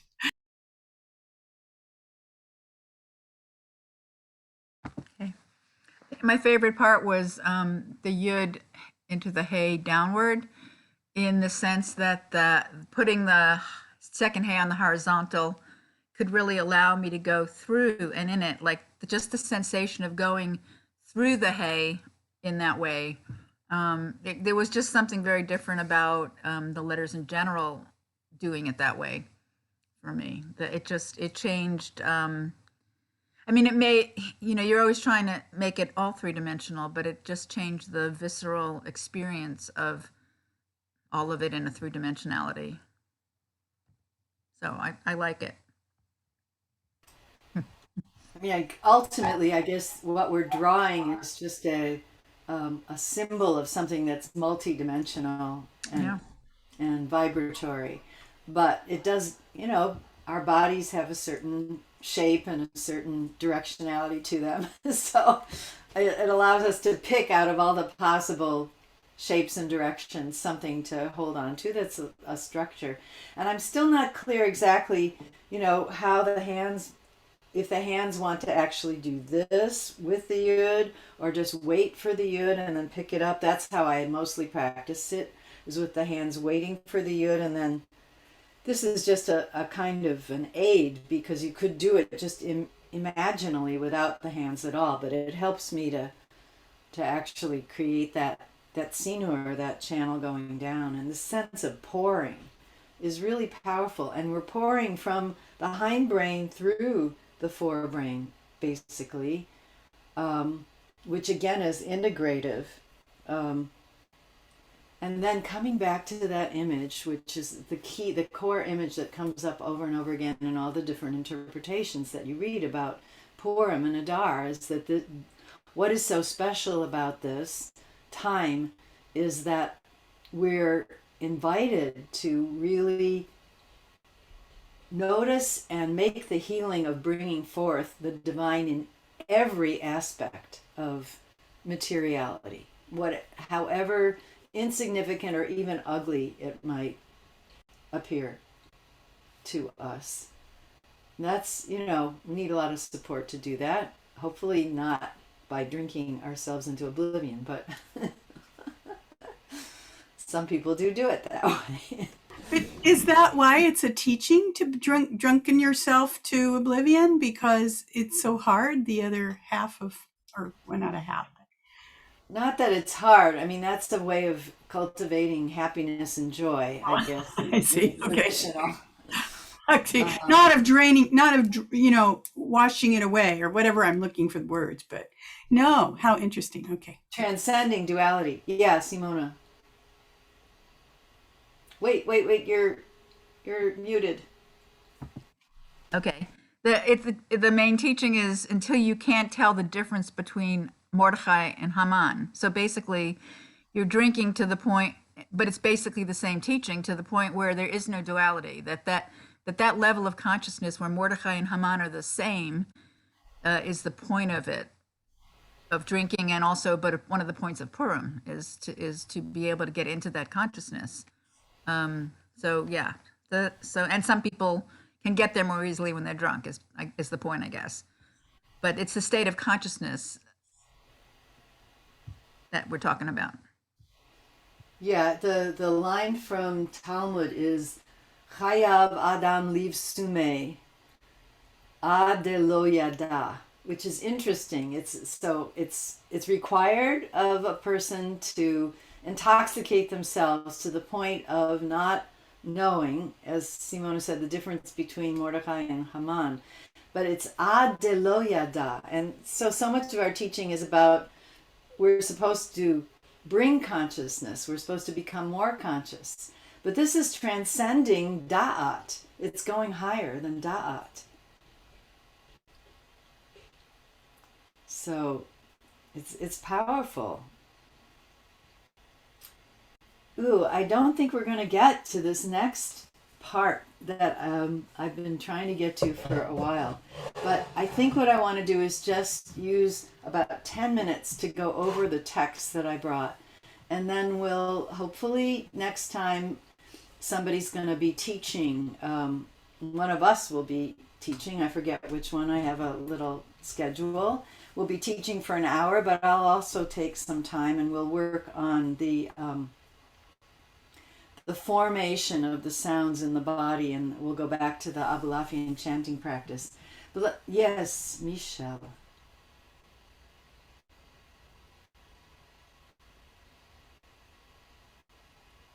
Unmute. Before we go on, I wanted to mention that with Yud, I like going to the back of my head. I tried it both ways, but if I do the back, then I've got up and down, front, and I've also got back. My entire head felt left out if I just started Yud from my third eye. I had to come from the back. Michelle, take your entire entity with you. It felt too frontal for me to start with the third eye. That's all I wanted to say. No, I think that's great. I mean, I think I was automatically assuming that, and just on the Vav is where I picked up the third eye, but I think yes, and you could do it with your hands as well, the way you just showed. But we're going from the low brain, actually the spinal cord low brain, through the midbrain, through the forebrain, and then into the channel down. Yeah, thank you for pointing that up. So I'm going to share a text. I've been starting to study the Me'or Einaim, which is the Chernobler Rebbe, which again is very poignant right now. The Chernobler Rebbe was, in my understanding, kind of the youngest disciple of the Baal Shem Tov. I don't know if that means in age or just in the time that he came to the Baal Shem Tov. And then the first or oldest disciple of the Maggid, who was the successor to the Baal Shem Tov. So still kind of in that 18th century, late 18th century, latter half of the 18th century.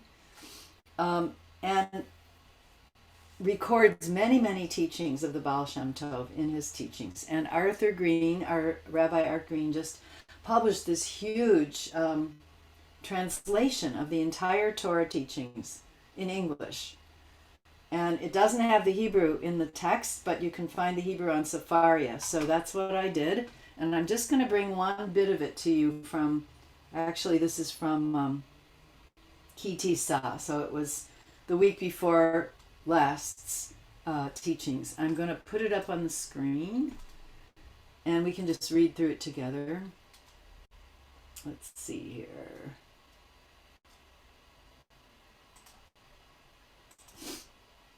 Okay, let me make it a little bigger. Whoops. Close this for now. Make this bigger.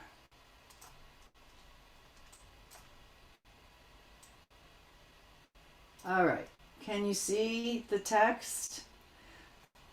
This is a link which I will put into the chat. If you want to have it or print it out for yourself, you can do it by just clicking on this link.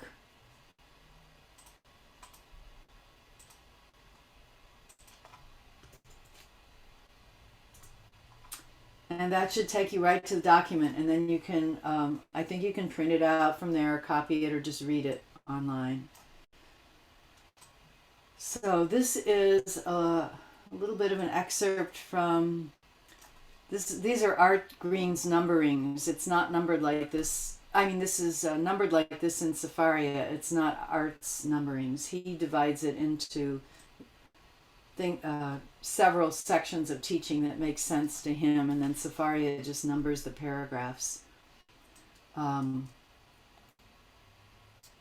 But this is addressing this issue of the letters that we've been studying with Sefer Yetzirah, the sounds of the letters, the use of the voice in prayer.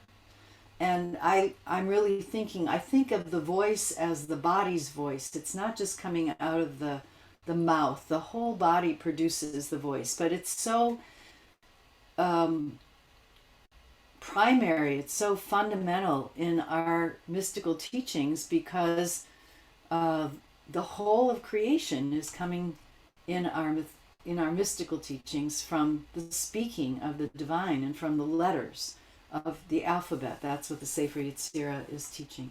So, ki be'emet, for truly, kol avodat b'nei Israel, all of Israel's worship, just going to read the English, is oral. Hu be-peh. It is with the mouth. As we have mentioned elsewhere, God is called Yatzvaot, meaning that God is a sign, a letter amid his hosts. So Yatzvaot is a familiar phrase we have it so many times in the liturgy. It's a way of naming God, the God of hosts, or in Jewish renewal, sometimes was translated, I think Rabbi David Wolfblank, Zichrono Livracha, would translate Yatzvaot as the mother of multiplicity. But usually it means like God and God's legions. Tzvaot is kind of armies. But Tzvaot has the word, if you divide it up, ot in it. That God is a sign or a letter. So ot means letter or it means sign. Amid his host, you could say amidst all of creation. This means that God is revealed amid his hosts. So the Me'ore Naim is translating hosts as the people of Israel. That God is revealed amongst the people of Israel. And a lot of these Hasidic teachings are, they're fairly triumphalist. They're looking at Israel really as the messenger of the divine and the chosen of the divine. We can translate it into other ways of thinking that are more universal, more ecumenical, that perhaps that God is revealed among those who witness the divine and struggle with the divine by means of letters in which the Blessed One is, as it were, concentrated and clothed, so that God's presence is held by the letters.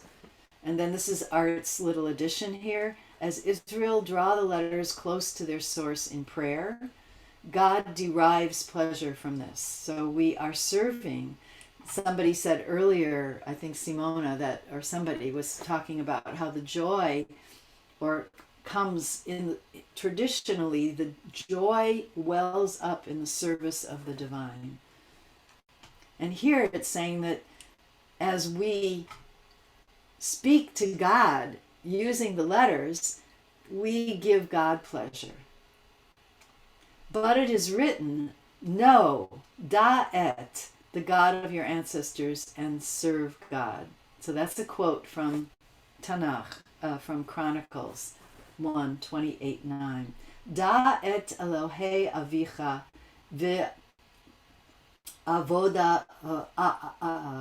va'avodhu. And know God and of the God of your ancestors and serve him. So this is, many of the Hasidic teachings make these kinds of plays on words. Et basically has no meaning in Hebrew other than it indicates a direct object. So know God, da et Hashem. Da is know, and Hashem, and et means that Hashem is the direct object of da. But here's the interpretation. It is known that our sages derived meaning from every et in the Torah.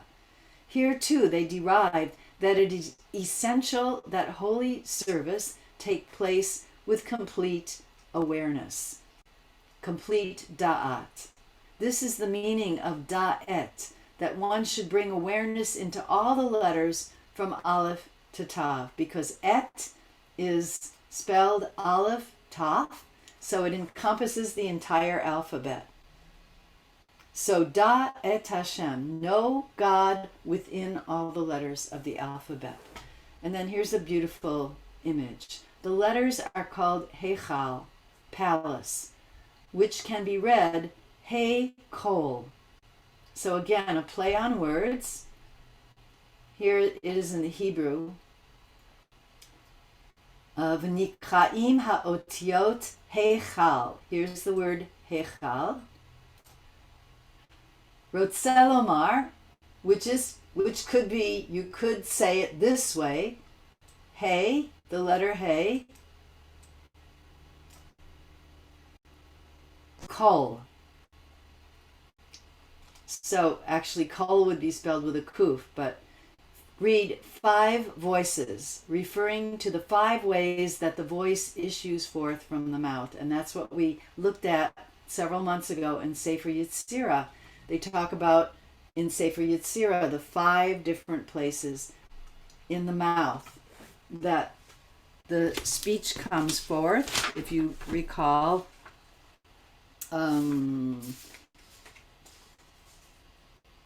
so the consonants we studied are fixed in 5 places: the throat, the palate, the tongue, the lips, and the sibilant sounds, the teeth. And Sefer Yetzirah then describes creation happening through the gateways of these portals or apertures that are delineated by these 5 different ways of producing sound. This is speech which contains all. In other words, the blessed Creator who is called all, since he includes all. The Holy Blessed One rests within the letters when one speaks with awareness. So this is an amazing statement. You could say that maybe this is the birth of all of our teachings about Lashon Hara and right speech. The Holy Blessed One rests within the letters when one speaks with awareness. This is called the great sign or letter. So ot means sign, and it also means letter. When one speaks with expanded consciousness, but without awareness, it is called small. So said my teacher, the Baal Shem Tov, whose soul is concealed above, about the verse, ask for a sign from Yah, your God. It means that you should supplicate and ask from the Holy Blessed One that he give you a sign, that is to say, one of the letters that cling to Yod-Heh-Vav-Heh, your God, so that you may merit to connect them to their root. That is to connect the letter back to God by speaking it with complete awareness. And this was really the way the Baal Shem Tov approached the prayers. The prayers in the Siddur was to deconstruct them into their individual letters and to connect each letter back to its root in heaven, which is the all, between the Aleph and the Taf, the full alphabet which holds the divine, brings the divine into this world, through which the divine created this world.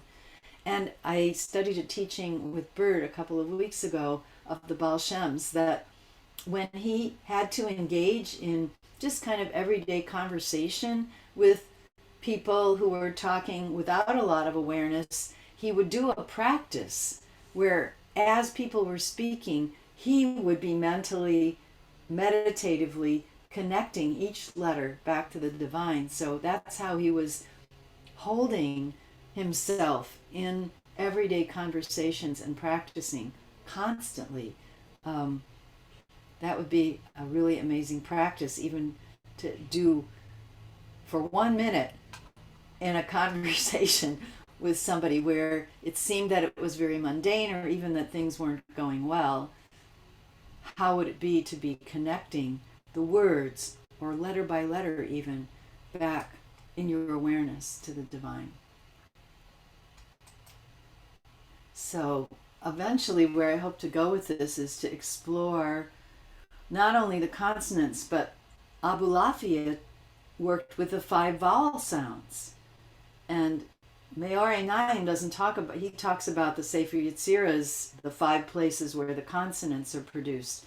I feel like Abulafia went to a whole nother level by working with the 5 shapings of the vowels, which are shaped, as I began to teach a couple of months ago, in the pharynx, the soft tissue.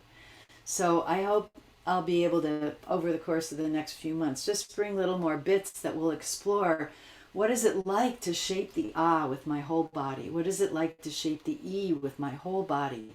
Not to make the shape of the letters, but to actually dance the sounds. So that's a little preview of where we're going in this text, which I'll come back to something like this, either this text or there are many others like this that can be a conduit for us into this work further. So that's our time for today, and I'll just want to say that I'm so excited that people signed up to share your work over the course of the year, and I'll put out a schedule again, remind you somebody is going to take an hour during each of our times to share some of their approaches to the embodied work that they're doing. So we'll each get to have a deeper experience of one another's voices and work and way of processing this material, which I think is great. And I also just wanted to remind everybody that I'm going to be offering another round of the Moving Omer class, moving through the Omer, starting with the Omer in April.